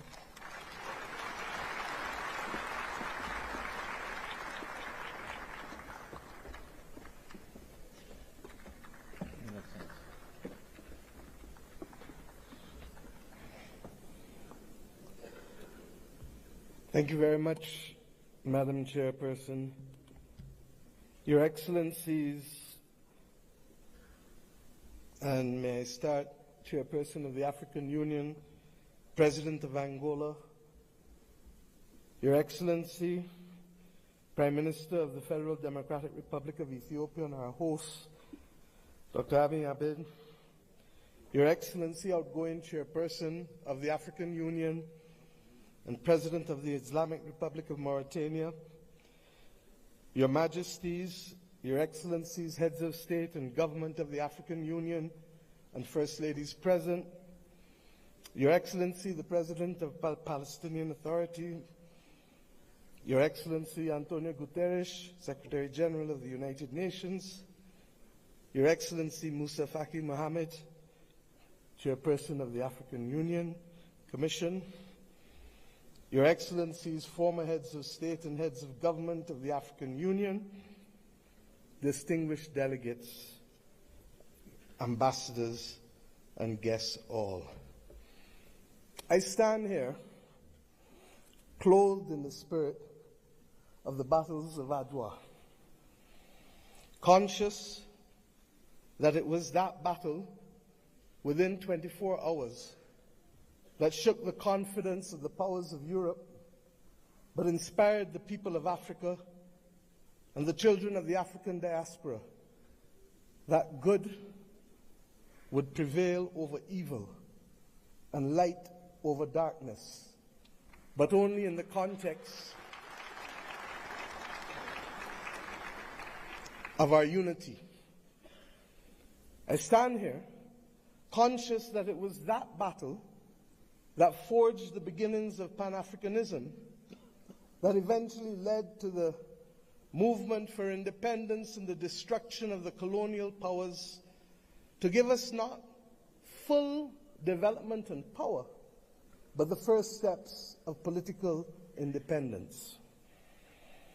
I stand here conscious and buffeted by the dreams and works of the great Pan-African pioneers, and conscious that as a children of the Caribbean, we have long dreamt for the moment of unity with our brothers and sisters of Africa, a division that was secured by those whose success and survival depended on separation of us rather than on the ability for us to act as one common people.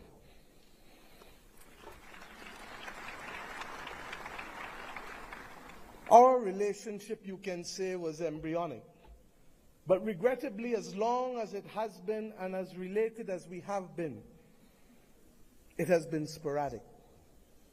And it is up to us as the children of independent states to determine whether the history of separation shall be our future or whether the spirit of Adwa can be our inspiration to confront the challenges of a new world.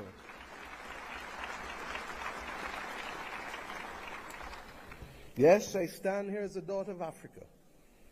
I stand here equally as a proud Prime Minister of Barbados, a country which is the first landmass that you reach after you leave this great continent of Africa, a country which became a hub for the wrong reasons, but today I come to Ethiopia to share with you in the Africa Union that we can be a hub now for the right reasons between our two peoples. I stand here as the proud chairman of CARICOM, the Caribbean community, recognizing that as a member of the 6th region of Africa, we have come to reclaim our Atlantic destiny.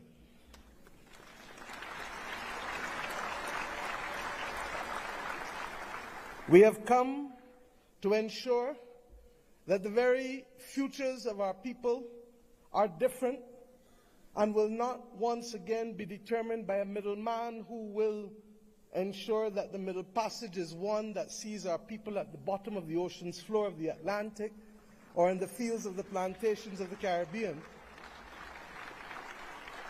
but instead that it will be a future that sees our people, hears our people, feels our people, and that will determine in future that it is we who shall forge the manner in which we cooperate, integrate, and invest, rather than simply being victims of a past history.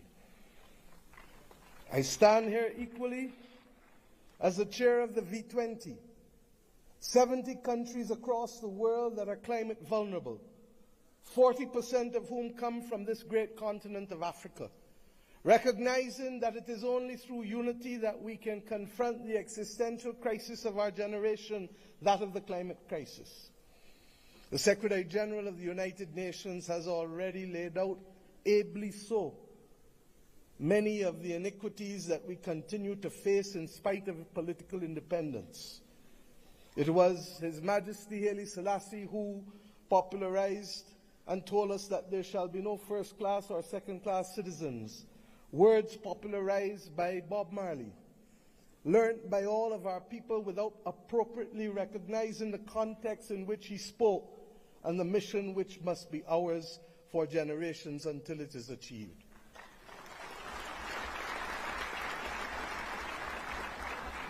He told us that there would be war if there were first-class and second-class citizens. He told us that there would be war if the color of our skin was more significant than the color of our eyes. And we see here in the continent the continued descent into conflicts born out of ethnicity differences, born out of a mad grab for resources, not invariably for our own benefit, but for the benefit of others who seek to use our people as pawns in the determination of their own future. But we stand here as proud people, and we have enough among ourselves to know the difference between right and wrong, and to forge a future that is not for a few, but for the many. Indeed, as the world confronts the climate crisis, it is the poorest of the poor who remain the most vulnerable to floods and droughts and hurricanes. It is the poorest of the poor, and soon to be the middle of the middle, who will no longer be able to access insurance and therefore to be able to forge ahead with development if we do not make changes. We have examples of a partnership that have worked for us, not just from the spirit of Adwa and the conquest and the rise of the Pan-Africanist movement in our history, but within recent times. During the COVID-19 pandemic, it was the African Union, under the leadership then of President Ramaphosa, and with the assistance of Dr. Tedros of the WHO, that recognized that the Caribbean, which was being marginalized by denial of access to basic therapeutics, basic medical equipment, to vaccines, that we should not be left as pariahs on the global landscape, but that our brothers and sisters in Africa would bring us through the Africa Medical Supplies platform to be able to ensure that we could secure for our own people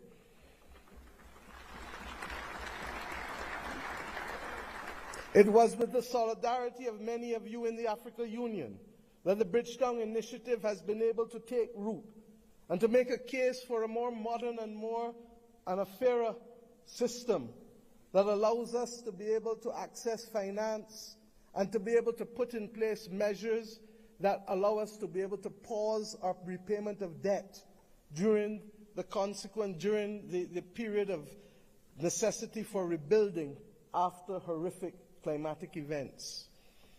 We have seen how partnership helps us. We do not need any more evidence. What is required of us is to lead the way to peace, to prosperity, and to justice. And the reparations which we call for the international community to be able to recognize, first and foremost, with that which we ask from each of our children. Say sorry. Say sorry. And mean it.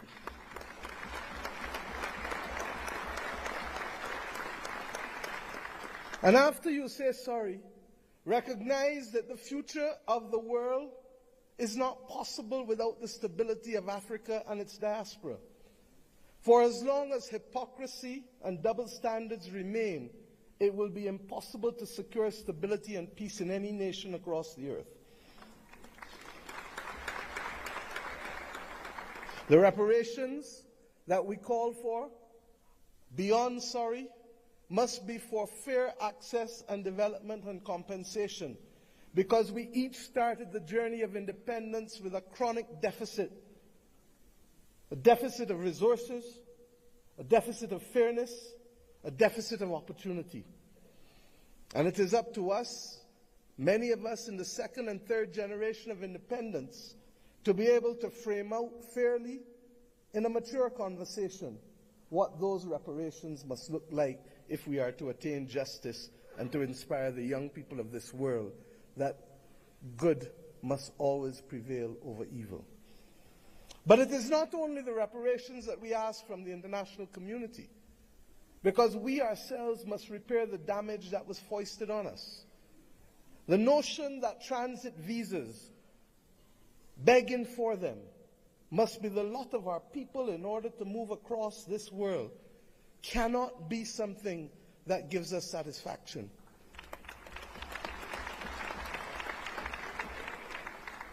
To go east and to go west, we are first forced to go north. It is not right. And it is not beyond the heads of government and heads of state, of the region, of the Caribbean community, and of the continent of Africa to determine that we must stop talking about, but simply do what is necessary to build the air bridges and sea bridges to guarantee that we control our destiny.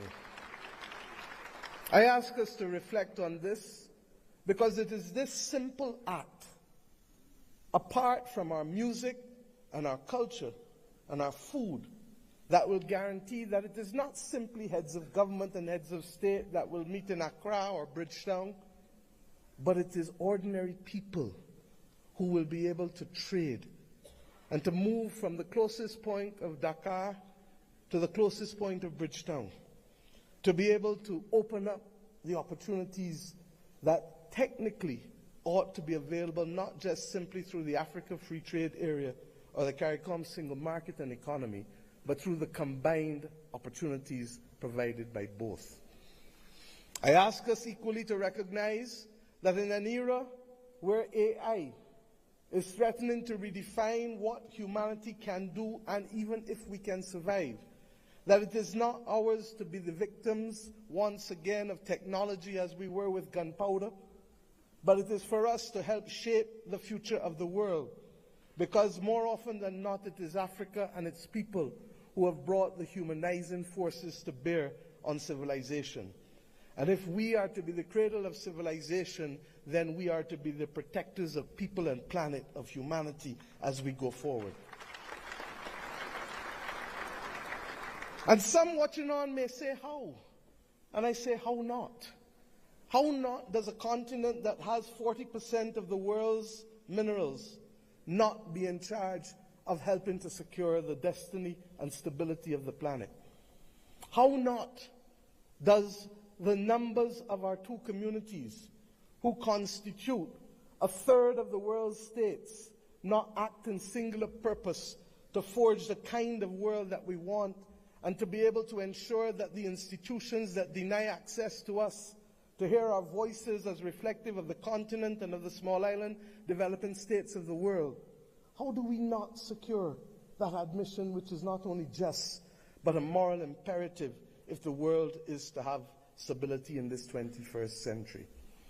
My friends, I ask you, how do we not secure this victory when 1 in every 5 and possibly 1 in every 4 persons on the planet will come from this continent and its diaspora? Those who lead today have a moral imperative, not just to our citizens in our own countries, but above all else, to unity. The spirit of Adwa demands of us that we recognize that even in the face of the greatest technology being foisted upon us, that we can rise and win if we act in unity.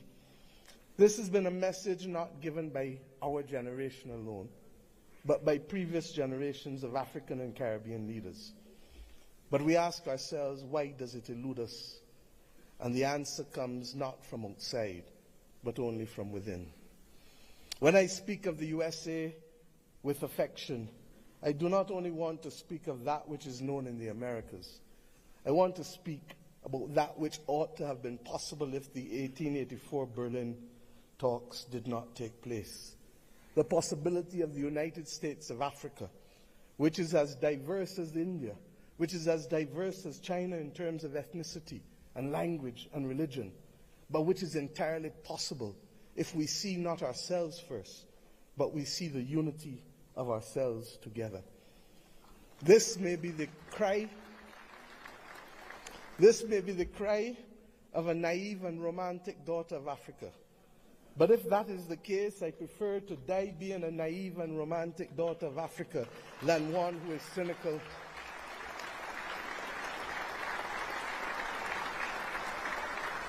and one who is daunted by the actions and power of others. We know what it is to stand in unity with you to fight apartheid and to fight for the liberation of the peoples of Africa. For when President Castro stood to send people from his own country to southern Africa to free your people, it was in my own country that the planes refueled, ensuring that that battle was possible.